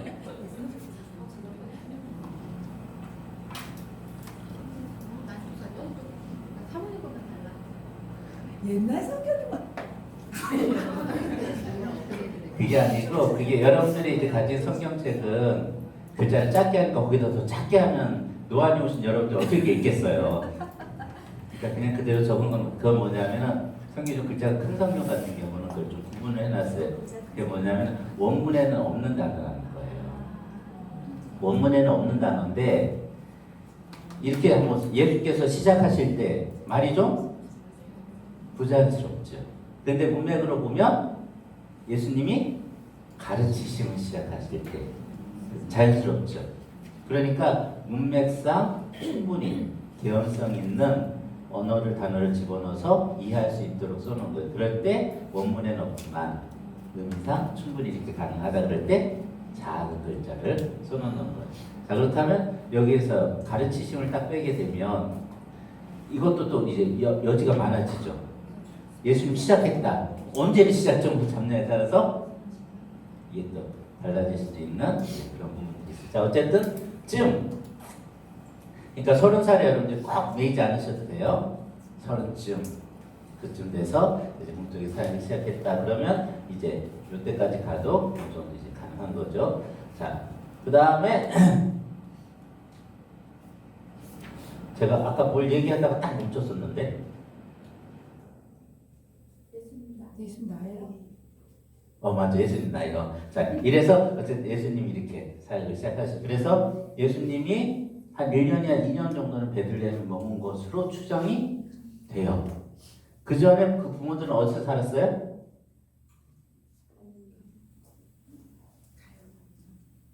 여러분 모르세요? 나사렛에서 살았죠. 나사렛에서 살다가 그 호적 신고를 해야 되니까 본적인 베들레헴으로 내려왔다가 출산한 후에 어느 정도 머물다가 이 사건이 일어나서 짐 꾸리고 이집트로 내려가요. 이집트로 내려갔다가 헤롯이 죽었다라는 소식을 들었어요. 근데 그게 헤롯이 언제 준 거예요? 4년에 죽은 거죠. 4년에 죽었다라는 소식을 듣고 그럼 다시 돌아갈까? 아마 베들레헴을 생각을 했던 것 같아요. 유대 땅. 그런데 이 헤롯이 죽은 다음에 땅이 나눠졌다 그랬죠. 세 아들에게 나눠졌어요. 그 갈릴리하고 베레아라는 지역은 헤롯 안티파스. 그 다음에 사마리아와 유대는 헤롯 아킬라우스. 그 다음에 갈릴리 북쪽, 동쪽은 빌립. 저를 맞고맞고 쳐다보시는 거 보니까 도대체 뭔 말을 하나 그러시는 것 같은데, 자, 이렇게 됩니다. 자, 여기가 예루살렘이에요. 그래서 지역을 나누게 되면 어떻게 나누게 되냐면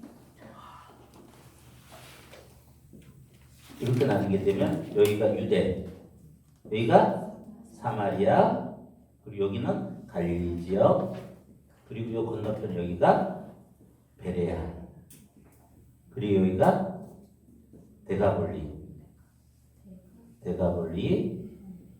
그리고 여기가 이제 갈릴리 동쪽. 이렇게 되면 여기하고 여기를 하나로, 그리고 여기하고 여기 두 번째, 그럼 여기가 세 번째. 데가볼리는 이방인 지역. 그래서 여러분들 거라사 광인이라고 얘기했죠. 거라사. 거기서 누가 죽어요? 돼지떼가 2,000마리가 죽죠. 돼지는 유대인들이 먹지도 않을 뿐만 아니라 기르지도 않고 제사제물로 드리지도 않는 거예요. 그러면 유대인 거주 지역에는 돼지가 있을 수가 없어요. 그래서 데가볼리 지역에 있는 갈릴리 동쪽 벼랑 이쪽이 거라사 지역이에요. 이쪽에서 이제 그들이 지나간 거예요. 그래서 데가볼리 지역에서 이 거라사 지역에서 있었던 사건들 여러분 이런 관점에서 보시게 되면 뭘 또 이해를 할 수 있냐면 이 거라사 광인이 자기가 귀신이 쫓겨난 다음에 예수님을 따르겠다 그랬죠. 그때 예수님 뭐라 그래요? 같이 오지 않도록 놔두고 뭐라 그랬냐면 여러분 마가복음을 읽어보면 예수님이 자꾸만 자기를 어떻게 해요? 숨기죠. 얘기하지 마. 또 얘기해 막 얘기를 해가지고 예수님이 못 들어가잖아요. 그런데 이 거라사 광인한테는 가서 전하라 그랬어요. 어떤 차이가 있는 걸까요? 이방인 지역이어서 이방인.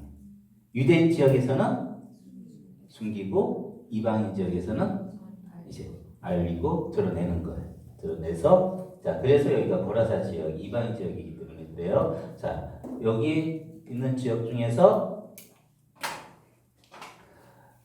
여기를 아켈라우스가 받는단 말이에요. 그리고 여기는 안티파스, 그리고 여기는 빌립 이렇게 나눠 봤는데 자 여기 아켈라우스가 아주 포악한 왕이에요. 아주 포악한. 그래서 AD 6년에 쫓겨나게 돼요. 자리에서 쫓겨나게 돼요. 자 그런데 이제 빌립이 죽고 난 다음에 땅 이게 어떻게 잘 되나 싶었더니 아들들한테 돌아간 거. 근데 이 땅 누가? 아켈라우스. 베들레헴이 예루살렘 바로 밑에 있잖아요.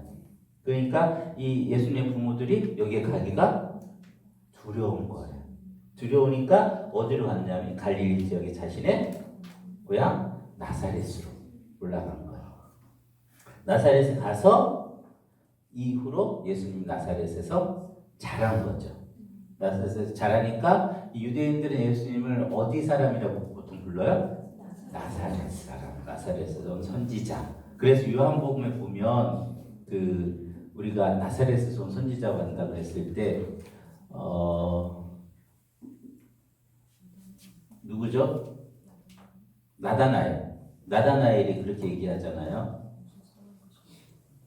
거기 보면 뭐라 그랬냐면 어떻게 거기에서 그 선한 것이 나사렛에서 무슨 선한 것이 날 수 있느냐 그렇게 얘기해요. 나사렛이란 그 곳은 전혀 예상 밖의 지역인 거예요. 예상 밖의 지역인 거예요. 그러니까 어떻게 나사렛 선한 것이 날 수 있냐. 그래서 이제 나사렛에서 예수님이 자라시게 돼요. 자, 이렇게 이제 예수님이 태어나셨으니까 이집트에 갔다가 어렸을 때 넘어온 거죠. 한 3-4살 그쯤에서 나사렛에서 쭉 자라면서 그 당시는 어떻게 했겠어요? 아버지의 직업을 아들이 물려받죠. 물려받으니까 예수님이 묵수로. 그리고 이제 거기다 더 붙이면 묵수라 그래서 나무만 다루는 게 아니라 건축에 관계된 석재도 다루고 여러 개를 통합해서 같이 다루는 그와 같은 이제 기술을 배웠다라고 생각을 하면 돼요. 자, 그래서 요 예수님이 이 어린 시절이 여러분들 궁금해요, 궁금하잖아요. 궁금하죠. 근데 성경 기록을 안 해놨어요. 성경 기록을 안 해놨어요. 그래서 초대교회 때도 이 시기가 너무 궁금했던 사람들이 있었어요. 그래가지고 예수님의 어린 시절을 자기 마음대로 기록한 사람이 있어요. 그 글이 아직도 남아있어요. 그래서 예수님이 어렸을 때도 막 이제 죽은 새도 막 살리고 막 그런 기적을 일으켰다고 그런 이제 글들이 있어요. 호기심 있잖아요. 도대체 어떻게 지냈는지 궁금하니까. 혹시 누가 그런 얘기하는 거 다 가짜야 그렇게 생각하셔야 돼요. 자, 그래서 거기에서 무슨 문제가 있게 되냐면 성경 자체가 우리가 어떤 성경을 받아들여야 되느냐 받아들이지 말아야 되느냐라는 성경자의 권위의 문제가 이제 또 나와요. 그래서 여러분들이 혹시 조금 더 관심 있어서 공부를 좀 하시었다라고 이제 좀 관심 있다 생각하시는 분들은 뭐 도마복음서라는 얘기를 들어보신 적 있을 거예요.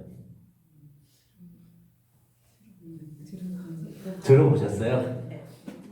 도마복음서라고 이제 그게 뭐냐면 예수님이 이 사복음서에 나오지 않는 말을 했다라고. 그게 도마복음서. 그게 연대가 언제까지로 이제 거슬러 가냐면 그 기록된 게 한 200년, 300년까지 가요. 가게 되니까 그걸 가지고 어떤 얘기를 하냐면 이것은 예수님의 숨겨진 진짜 예수님의 글이다라고 그렇게 이제 얘기를 해요. 근데 일단 도마복음서는 어떤 것인지 여러분 이렇게 생각을 하셔야 돼요. 뭐냐면 예수님이 이제 돌아가시고 그 다음에 어느 기간까지 보통 이 기간 언제로 잡냐면 보통 100년 정도로 잡아요. 100년 정도로 잡아서 이걸 어떻게 생각을 하냐면 이 예수님이 돌아가신 다음에 예수님을 직접 만나고 예수님 보고 예수님에게 들었던 제자들이 있죠. 제자들이 이제 복음을 예수님에 대해서 전하겠죠. 그때는 사복음서가 있었습니까? 없었습니까? 없었죠. 그죠? 없었어요. 왜? 유기하면 되니까. 주민들이 있으니까. 그렇게 하다가 이 사람들이 나이가 많이 먹으면서 이제 죽고 그 예수님에 대한 증인이 이 제자들만 있었을까요? 아니면 누가 있었을까요? 엄청 많았죠. 왜냐면 예수님이 그 떡을 먹인 인원만 해도 5천 명인데 5천 명 예수님이 3년 동안 어쨌든 막 돌아다니면서 사역을 했으니까 아마 이 예루살렘 이 이스라엘 땅에 있었던 사람은 다 예수님 봤을 거예요. 한 번씩 보고 예수님 말씀 들었을 거란 말이에요. 듣고 예수님이 좀 더 가까이 있었던 사람들은 예수님 했었던 이적들도 다 알던 사람들이에요. 그러니까 그 사람들한테 이제 예수님을 증거할 때 거짓말을 할 수 있어요, 없어요? 없죠. 자기 혼자 있었다면 그런데 다 같이 경험한 건데 예수님이 5병에 먹일 때 5,000명 먹일 때 그 숨겨놓고 먹였나요? 다 먹였잖아요. 이게 제한이 없어. 예수님이 그 병자를 고칠 때 그래서 예수님이 그 한 사람만 알도록 고친 게 아니라 다 궁적으로 다 드러나서 그 거짓말을 할 수가 없는 거예요. 숨길 수가 없는 거예요. 그러니까 이 제자들이 증언을 할 때 그 증언이 참되다는 것을 증인들이 증거를 해주는 거예요. 그런데 이 사람들이 계속 영원히 삽니까? 죽죠. 그렇게 되니까 이 증인들이 아직 살아있을 때 예수님에 대한 글을 또 예수님이 이제 다른 지역에 증거해야 되니까 그쪽에 있는 사람들한테 필요가 있어서 예수님에 대한 글을 쓰기 시작한 거예요.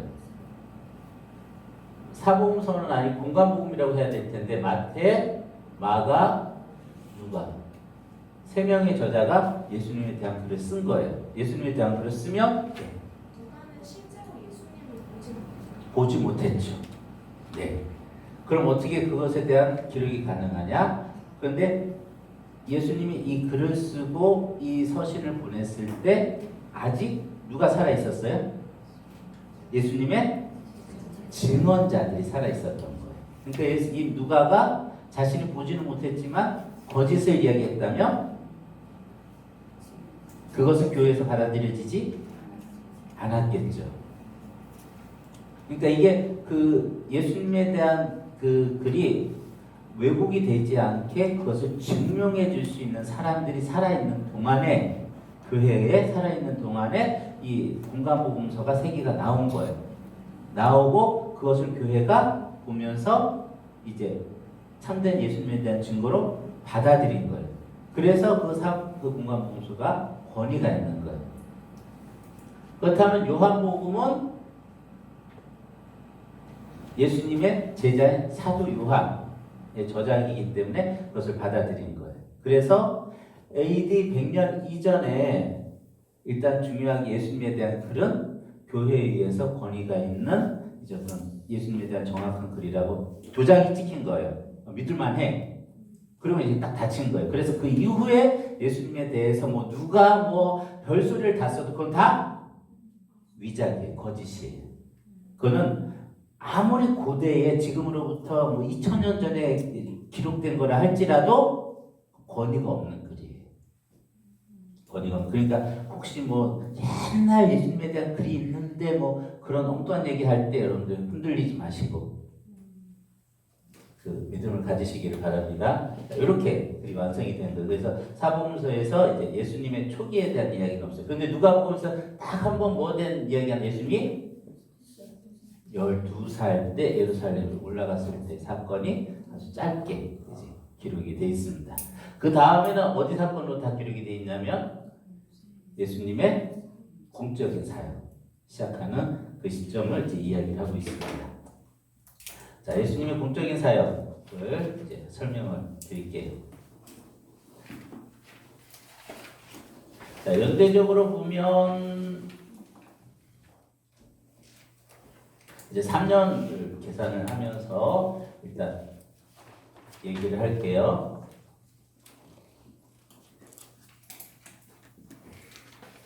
예수님이 십자가 사건이 있고 예수님이 세례를 받으신 장면이 나와요. 그죠? 그러면서 예수님의 공적인 사역이 세례 때부터 이제 십자가 때로까지 이제 이어져. 이때를 보통 한 3년 정도로 봐요. 3년이라고 보는 이유는 뭐냐면 마태마가 누가를 보면 명확하지 않은데 요한복음을 보면 요한복음 2장에도 보면 예수님이 6월절에 성전에 올라가서 했던 사건이 나오고 그 다음에 보면 또다시 6월절 때 예수님 그 즈음에 오병이어 사건을 일으키고 그 다음에 6월절이 가까워서 예수님이 돌아가서 예루살렘에 올라가서 십자가에서 죽으셨어요. 그리고 그 사이에 절기가 몇 개 있는데 절기 수전절에 대한 이야기도 나오고 초막절에 대한 이야기도 나오고 그래요. 그래서 이 6월절이라는 것이 기본적으로 했을 때 총 몇 개가 나오냐면 3개가 나오는 거예요.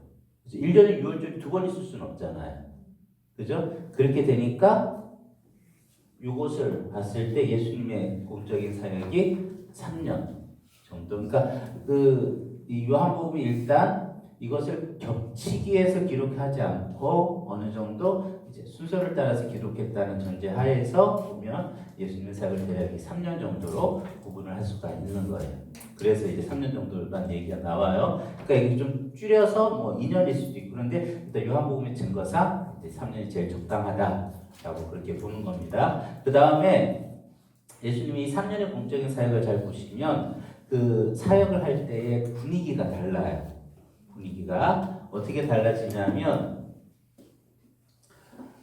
이 초기 예수님의 사역할 때는 대중들이 예수님에게 굉장히 폭발적으로 반응을 해요.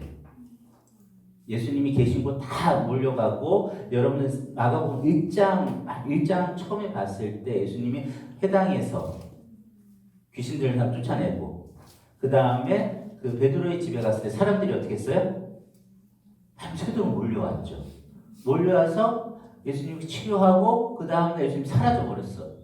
없어졌어. 그랬더니 사람들이 어떻게 했어요? 예수님 찾으러 다녔죠. 그 정도로 예수님에게 굉장히 폭발적인 반응을 이제 사람들이 합니다. 그러다가 이제 마가복음 2장 3장에 쭉 넘어가게 되면 뭐가 나오면 반대 세력들이 나와요.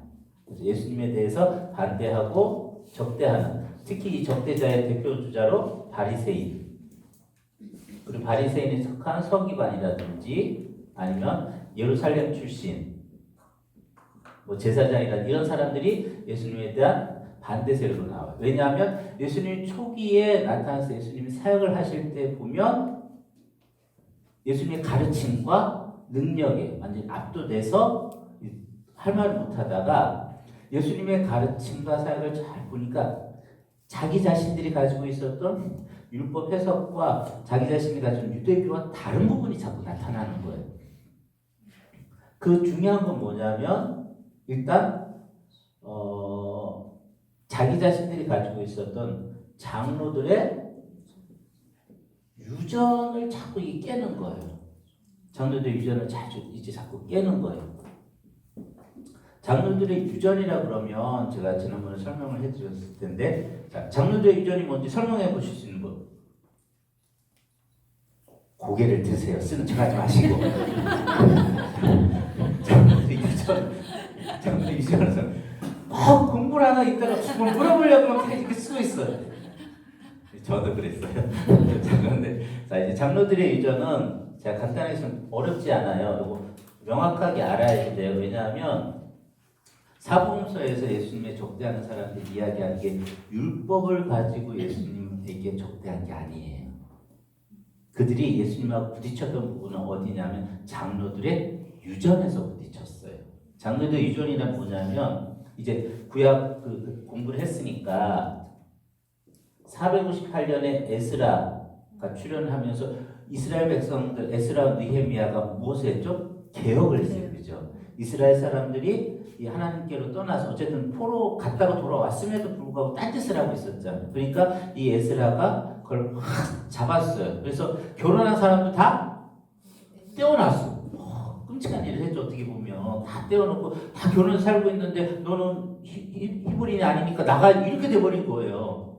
그것도 어쨌든 그 다 이제 당부하다 다 잘라내고 그래가지고 어쨌든 막 정리를 했어요. 근데 이 에스라 느헤미야의 이 수고로 인해서 그나마 이스라엘이 혈통적으로든 율법적으로 종교적으로 이게 지켜진 거예요.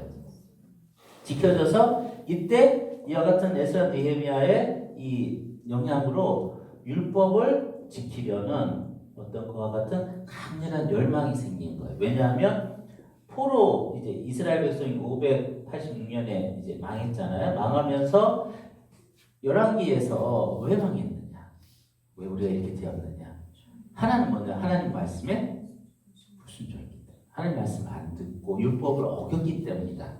그래서 돌아왔어요. 여러분 같았으면 이제 다시 지금 이제 어쨌든 하나님의 은혜로 돌아왔어. 그런데 돌아온 상황이 다윗과 솔로몬 시대처럼 막 영화롭게 되진 않았어요. 그렇지만 이제 좀 어떻게 보면 그 이전보다는 좀 비참한 상황이 됐잖아요. 근데 그래도 어쨌든 살다 보니까 그다음 하나님 은혜를 주셔서 제사도 드리고 예배 드리고 살 수 있게 만들어 주셨어요. 살 수 있게 만들어 준 상태에서 우리가 다시는 옛날에 그 과거의 그 아픈 기억을 다시 반복하면 안 돼. 그렇게 됐을 때 뭐가 제일 중요한 화두로 떠오르겠어요? 율법이에요. 왜 망했어요? 율법을 안 지켰어. 그렇다면 이 상황만이라도 우리가 다시 지키기 위해서 뭘 해야 된다? 율법을 지켜야 돼. 율법을 지켜야 돼. 그러니까 율법을 안 지키면 죽는 거예요. 그걸 그냥 단지 너 이렇게 하면 이렇게 할 거야라고 경고를 받은 수준이 아니라 이스라엘 백성이 역사 속에서 민족 전체가 처절하게 경험을 한 거예요. 경험을 한 율법을 꼭 지켜야 돼. 그러니까 그걸 무시하는 사람들도 있겠죠. 그 이후에 보면 뭐 이게 우리 먹여 살려주겠어 그러면서 그런 사람도 있겠지만 하나님의 율법에 열심히 하나님의 것을 믿고 그 따르려는 경건한 사람들에게 율법이 너무너무 지켜야 되는 중요한 거예요. 그렇다면 그들에게 떨어진 과제는 율법 지켜야 된다. 그래야지 우리가 산다. 그래서 이제 율법을 지켜야려고 그래요. 자, 이제 율법을 이제 원리가 있어요. 그런데 이것을 뭘 하려고 실천을 하려고 그래요. 자, 실천하려고 하는데 이게 다 이게 뭐지? 딱 걸리는 거예요. 자, 안식일이 돌아왔어요. 안식이 돌아왔는데 율법을 지켜야 돼. 율법은 뭐라 그랬어요? 일하지 말라 그랬어요. 일하지 말라. 제일 중요한 개념이 일하지 말라. 아 그래요. 일하지 말아야 돼. 일하지 않아야 돼. 그런데 안식일 전날 유대인들의 날짜는 6시를 기준으로 해서 넘어가니까 6시 기준으로 넘어가니까 5시쯤에 옆집 이웃 사람이 어디 뭐 갔다 온다 그러더니 이때 안 돌아오고 안식일 그 다음날 허겁지겁 그렇게 돌아온 거예요. 그럼 이렇게 딱 봤을 때 이 사람 안식일을 범한 겁니까? 안식일을 범하지 않은 겁니까? 어쨌든 안식일 전에 움직였잖아요. 근데 그 영향이 안식일까지 간 거예요. 그러면 이제 좀 더 그럼 이 사람이 그냥 산책을 하러 갔는데 너무 멀리 가가지고 시간이 지나와 버렸어. 근데 이 사람이 너무 이제 많이 걸어가지고 일을 한 것처럼 고단해, 피곤해. 그럼 이 사람이 지나가면서 안식일 날도 이렇게 걸어서 이렇게 했으니까 이걸 일한 거로 봐야 돼, 일하지 않은 거로 봐야 돼. 애매한 일들이 벌어지는 거예요. 분명히 명백한 이건 동의해요. 일하지 말아야 된다. 일하지 말아야 된다. 안식일날 일하면 안 된다. 이건 동의를 하는데 그럼 어떤 건 안식일날 일하는 거고 어떤 건 안식일날 일하지 않는 거냐라고 이 구체적으로 적용을 해야 되는 거예요. 구체적인 실천 항목을 만들어내야 되는 거죠. 그래서 그 중에 하나가 뭐냐면 안식일 전에는 몇 킬로 이상을 나가지 말아야 된다. 실천을 위해서. 그리고 이걸 가지고 이 율법학자들이 피튀기게 싸우겠죠. 이건 해야 돼, 이건 하지 말아야 돼. 그러면서 서로 이제 동의가 되고 있는 내용들이 있잖아요. 동의가 되고 있는 내용들이 있어서 이 사람들이 이거를 시대를 가면서 무엇에 대한 열심으로 안식일을 잘 지키려는 열심으로 이와 같은 항목을 아주 구체적인 항목들을 1, 2, 3, 4 이제 토론을 통해서 막 만들어 놨어요. 만들어 놓고 이 후대 사람들이 이 사람들의 권위에 의해서 이거는 꼭 지켜야 되라고 이 사람들이 지키기 시작하는 거예요. 근데 이게 이렇게 하다 보니까 또 다른 사람이 봤을 때는 근데 꼭 안식일 전에 10kg 아니지 너무 그렇지 않아? 그 20kg 그 안에 실천 항목이 있어서 충돌 차이가 있겠죠. 그러면 이쪽을 따르는 사람도 있고 이쪽을 따르는 사람도 있죠. 그렇다면 이쪽을 따르는 사람은 이쪽을 따르는 사람은 이쪽을 따르고 그래서 율법을 어떻게 내 삶 가운데 구체적으로 지켜야 되는가 했을 때 지키는 것에 대해서 파가 나눠지게 되죠. 그래서 이거를 하나는 샴마이 항파고 하나는 힐렐 항파라고 그래요. 그래서 이쪽은 아주 엄해. 너 해지기 전에 1km다도 100m 가면 안 돼. 딱 정하고 이쪽은 그걸 어떻게 일이라고 할 수 있어.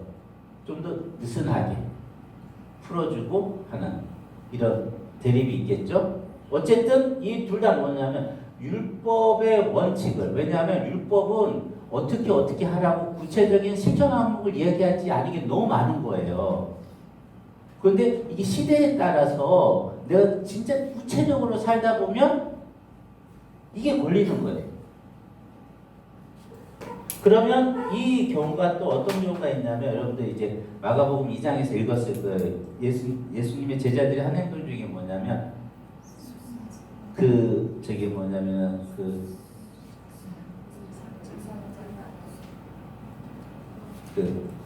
곡식을 밭을 걸어 다니면서 곡식 떠는 사건이 있었죠. 마가복음 2장에 보면 밀밭 사이를 지나다가 길을 잃으면 이삭을 잘랐다 그랬죠. 가다가 이게 이삭을 잘라서 먹은 것일 수도 있고 아니면 가다 보면 떨어뜨린 것일 수도 있는데 어쨌든 이삭 거기 널려 있었던 이삭이 떨어진 거예요. 그러면 이걸 가지고 이제 뭐라고 그랬단 말이에요. 왜 그러냐면 이걸 가지고 뭘 했다 그러면 안식일을 범했다 그랬어요. 그러면 여러분들 구약성 율법을 봤을 때 이 밀박 지나다면서 그거 하나 떨어뜨리면 안 돼. 그런 구절 봤어요? 없어. 율법이 없는 항목이에요. 그럼 이 도대체 어디에 있는 거야? 여기에요, 여기. 여기서 뭐라 그랬냐면, 그러면 안식일에 일을 하지 말라 그랬으니까 일의 항목이 뭘까? 그러면 추수는 일이에요, 일이 아니에요? 분명 일이죠. 그럼 어디까지 추수라고 봐야 돼? 그랬을 때 알고 하나라도 꺾거나 떨어뜨리면 이것도 추수로 봐야 돼. 그러면 안식일날 이걸 하면 돼요, 안 돼요? 안 돼요. 밀밭 사이도 걸어도 안 돼요. 요것을 어기면 이게 이 사람들이 이 실천상을 깨뜨렸으니까 이것을 깨뜨린 것에서 어디로 돌아가? 이 사람 뭘 어기게 되는 거예요? 율법을 어긴 거로 되는 거예요. 자, 이처럼 이 율법이라는 이 원칙을 우리의 삶 가운데 구체적으로 적용하기 위해서 만든 이 많은 이 항목들, 이걸 뭐라 그러는 거냐면 장로들의 유전이라 그러는 거예요. 장로들의 유전. 장로들의 유전. 그럼 장로들의 유전 율법이 율법 아니에요? 율법이 아니에요. 그렇지만 이 장로들의 유전을 이렇게 이들이 강조하는 이유는 율법을 잘 지키기 위해서 장로들의 유전을 지킨 거예요. 그런데 나중에는 보니까 율법의 정신은 사라져버리고 장로들의 유전에 붙여진 실천 항목만 남아있었던 거예요. 자, 그렇다면 사람이 어느 쪽에 더 초점을 맞춰서 행동할 것 같아요? 원칙을 따르는 걸 선택하겠습니까? 아니면 그냥 단순하게 딱 항목이 정해진 걸 실천하는 게 낫겠습니까? 항목 정해진 걸 실천하는 게 훨씬 낫죠. 탁탁 구분이 되잖아요. 그러면서 이것을 잊어버린 거예요. 예수님이 오셨을 때 유대교 율법을 주셨어요. 안식일법 같은 경우 원칙적으로 이야기를 할 때 하나님이 안식일법을 주신 목적이 뭐예요? 누구를 위해서 주셨다? 사람을 위해서 주었어요. 근데 나중에 이 장로들 유전을 만들다 보니까 사람이 누구를 위해서 만들어졌어요?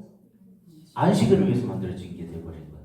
원칙이 깨져버리고 그 겉에 있는 항목만 남아있게 된 거예요. 그러면서 이 장로들의 유전을 교묘하게 이용을 해서 자기 자신의 욕심을 채우는 그와 같은 종교적인 모습을 가지게 된 거예요. 그래서 예수님이 사역을 하시면서 계속적으로 이제 마찰을 일으키고 계속적으로 이제 문제가 있었던 가장 중요한 건 뭐냐면 율법을 허물어뜨리는 것이 아니라 이 장로들의 유전을 허물어뜨리는 거예요. 그래서 마태복음 5장에 나와 있는 예수님이 그렇게 얘기하잖아요. 너희가 뭐 살인하지 말라 하는 것을 들었으나 그러나 난 너희에게 이르노니 형제를 대하여 나가라 하고 묘한 자도 이미 살인했다라고 이야기를 하잖아요. 그런데 거기에서 이제 사용되는 그 살인이라는 것을 잘 마태복음 5장에 나와 있는 걸 잘 보면 율법에 대한 규정보다도 어디에 대한 규정이 들어가 있냐면 장로들 유전에 대한 규정이 들어가 있어요. 그럼 살인하지 말라 그럼 재판을 받으리라 그랬을 때 이건 성경에 있잖아요. 근데 성경에서 살인하지 말라고 재판을 받는다는 말은 없잖아요. 근데 재판을 받는다 그랬을 때 이게 재판이라는 것이 이스라엘에도 법이 상급기관이 있고 하급기관이 있단 말이에요. 그런데 여기서 재판받는다 그럴 때 최하위의 하급기관의 재판을 이야기하는 거예요. 이거 뭐냐, 최하위 재판이니까 뭐냐, 지방법원 같은 거란 말이에요. 그러면 이게 교묘하게 이용한 게 뭐냐면 돈 있으면 다 풀려나는 거예요. 그들이 하나님의 법을 지키는 것 같은데 교묘하게 하나님의 법을 무너뜨리는 거예요. 그래서 예수님 딱 하는 말이 살인이라는 말의 정의를 새롭게 내리잖아요. 그럼 무엇으로 들어가는 거냐면 하나님 왜 살인하지 말라 그랬는가? 하나님 원래 살인이라는 말을 하면서 가지고 있었던 그 원칙이 무엇이냐라고 이야기하면서 들어가는 게 이 형제를 향해서 욕하는 걸 집어넣는 거예요. 왜 그러냐 하면 어디서 그게 나온 거겠어요? 사람은 하나님의 형상을 받은 존재라는 원칙에서 나오는 거예요. 그래서 율법 안에도 뭐라 그랬냐면 너희가 고아와 가난한 자들 향해서 억압하고 그렇게 하면 그걸 누구에게 한 것을 하나님 여긴다 그랬냐면 자기에게 한 것을 여긴다 그랬어요. 그러니까 하나님이 만들어 놓은 형상으로서 하나님의 인격을 무시하는 것은 하나님 자체를 무시하는 것이 되는 거예요. 그렇다면 라가라는 건 뭐예요? 그 사람 인격을 무너뜨리는 거죠. 그러니까 이와 같이 그 사람 한 사람 인격을 무너뜨리는 거는 결국 그 사람을 만든 하나님을 무시하게 되니까 결국 누구에게서부터 벌을 받게 되는 거예요? 하나님에게서부터 벌을 받으니까 하나님에게서 벌을 받을 때는 이 지방법원이 아니에요. 이거는 지옥에 가는 거예요. 하나님 법정에서. 그래서 예수님이 마태복음에 뭐라고 그랬냐면 내가 율법을 허물로 온 줄로 생각하지 말고 율법을 어떻게 하러 왔다? 완성케 하러 왔다. 율법의 참된 의미가 이 유대교회에서 허물어졌잖아요. 율법을 참된 의미로 예수님이 다시 세우는 거예요. 하나님이 진짜 이 율법을 통해서 원하시고 기대하시고 의도하셨던 뜻이 무엇이냐 라는 것을 예수님이 다시 가르치시는 거예요. 가르쳐서 그것을 다시 세우는 거예요. 그래서 마가복음의 모든 논쟁의 기본적인 논지가 이래요. 그래서 이 바리새인들이 이야기하는 건 율법이 아니라 율법의 장로들 유전을 가지고 이야기를 해요. 그래서 바깥에 들어왔을 때 제자들이 뭘 안 씻었어요? 손을 안 씻었어요. 여러분들 혹시 식사하실 때마다 늘 손 씻습니까? 다 죄인이에요. 지옥 가야 될 다 죄인이에요. 저는 더더군다나 더 그럴 거예요. 많이 안 씻으니까. 그래서 그걸 가지고 걸고 넘어지는 거예요. 너희도 왜 율법을 범하냐. 그랬을 때 예수님이 무엇이 사람을 더럽힌다 그랬어요? 바깥에서 들어가는 게 아니라 안에서 나가는 게 사람을 더럽힌다 그랬단 말이에요. 유대교에서 오해하던 그런 부분들 또 그런 것도 있잖아요. 뭐냐면은 남자가 이제 그 아내에게 이혼증서 써주면 버릴 수 있습니다. 그럼 어떻게 해야 됩니까? 이건 무슨 얘기냐면 이 버린다 그랬을 때 분명히 율법이 있어요, 없어요? 있어요, 없어요?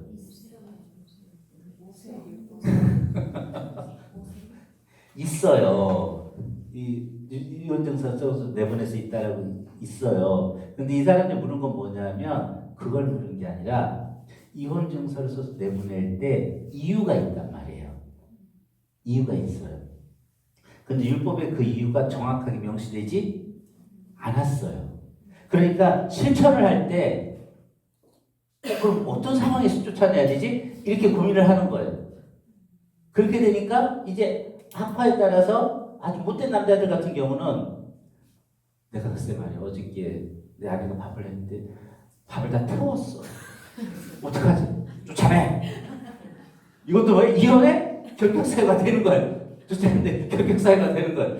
근데 또 다른 이제 좀 관대한 사람 뭐 그런 거 가지고 그러니 그 정도는 괜찮아. 그렇지만 3-4번 하면 쫓아내. 뭐 이렇게 이제 그 항목이 이제 이게 의견이 달라질 수 있잖아요. 예수님한테 물은 게 그거 물은 거예요.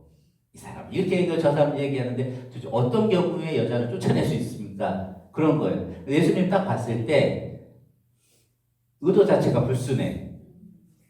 왜 불순하냐면 하나님이 이혼 증서를 이제 증거는 이제 모세를 통해서 이혼 증서를 써주고 그 다음에 아내를 내보내라 그렇게 이야기한 건 뭐냐면 니네가 이혼 증서를 주고 쫓아내라 그 얘기를 한 게 아니라 사실은 원뜻은 뭐냐면 하지 말라는 얘기거든. 왜냐하면 여성들의 인권이 없잖아요. 없으니까 거의 자기 자신의 재산처럼 버리면 살 수가 없어.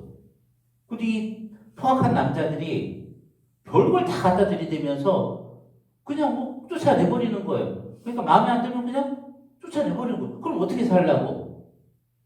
그러니까 하나님이 여기에다가 앞 가운데다가 장애물을 탁 하나 놓은 거예요. 뭐냐면 얘 쫓아내더라. 그래도 뭐라도 써야 된다? 이혼 증서라도 공적으로 써서 해야 된다. 이게 뭐냐면 그런 거예요.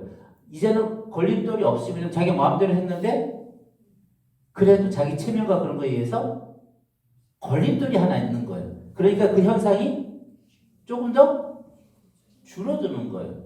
그렇다면 하나님이 진짜 그럼 이혼 증서만 쓰면 쫓아낼 수 있어. 그걸 얘기하고자 하는 게 아니라 그러면 안 된다는 거죠. 그럼 안 되고 아내를 보호하고 사랑하고 아껴줘야 된다라고 해서 그렇게 여성의 인권을 보호하기 위해서 하나님이 주신 것을 이 바리새인들이 자기의 욕심과 탐욕을 위해서 엉뚱하게 사용하는 거예요. 이렇듯이 율법을 잘못 적용해가지고 엉뚱하게 사용한 것을 예수님이 다시 원위치로 돌려놓는 거예요. 그래서 이 바리새인과의 논쟁은 전부 다 이런 성격을 가지고 있어요. 거의 다. 그래서 여러분들이 생각을 할 때 어떻게 해야 되냐면 율법에 대한 논쟁이 나오고 바리새인과 예수님 논쟁이 붙었을 때 율법을 가지고 하는구나 라고 생각하지 말고 율법에 대한 해석을 가지고 이 장로들의 유전을 가지고 지금 논쟁하는구나 라고 생각을 하셔야 돼요.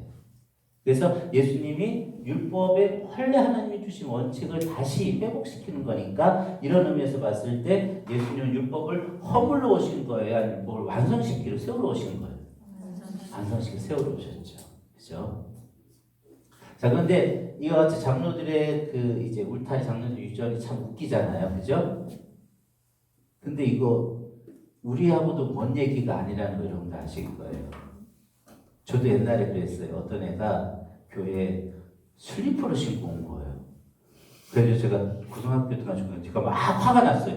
아니 어떻게 교회에 슬리퍼를 신고 와? 근데 제가 막 슬리퍼를 신고 제가 돌아다니고 있는 거예요. 이게 뭐냐면 이게 성경이 어디 너 교회 올 때 슬리퍼 신으면 안 돼. 그런 구절이 어디 있어요? 그런데 우리가 뭐냐면 원래 처음 출발점 뭐겠어요? 하나님을 섬기고 하나님을 잘 섬기기 위해서는 그 모이는 예배 장소나 그런데 우리가 옷이나 그런 걸 잘 해야 되지 않게 그런 선한 의도에서 된 거잖아요. 근데 나중에 뭐는 없어졌어요? 선한 의도는 없어지고 슬리퍼만 남은 거예요. 그 중에 한 가지 얘가 뭐냐면 강대상이라는 거예요. 강대상.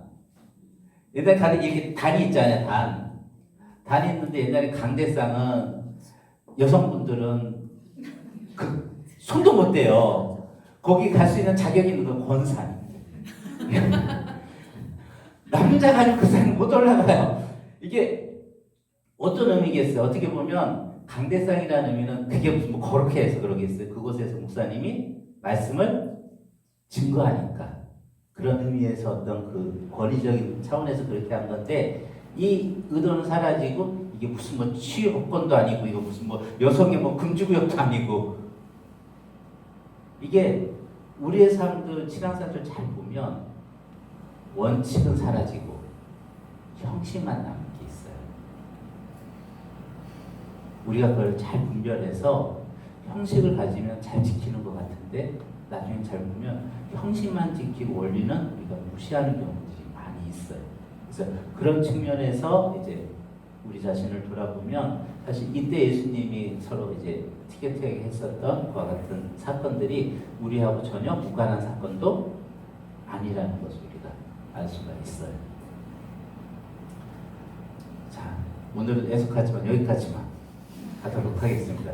그리고 다음 주는 목요일날 제가 교육자 세미나가 있어서 어떻게 할 수가 없어서 화요일날 옮겼습니다. 그래서 일단 시간이 안 되실 수 있는 분도 있다는 거 충분히 고려하고 어쨌든 지금 너무 많이 밀려가지고 넘어설 수는 없고 그래서 화요일날 할 테니까 화요일날 10시까지 오시고 제가 또 이제 역할에서 올릴 테니까 혹시 시간이 안 되고 오신 거를 참고해 주시기를 바랍니다. 자, 제가 기도하고 마치겠습니다. 하나님 아버지, 우리가 주님을 더 잘 알고 주님을 더 명확하게 이해함으로 인해서 주께서 원하시는 대로 고백하며 주께서 구하시는 삶을 살도록 인도하여 주시옵소서. 예수님의 이름으로 기도합니다. 아멘.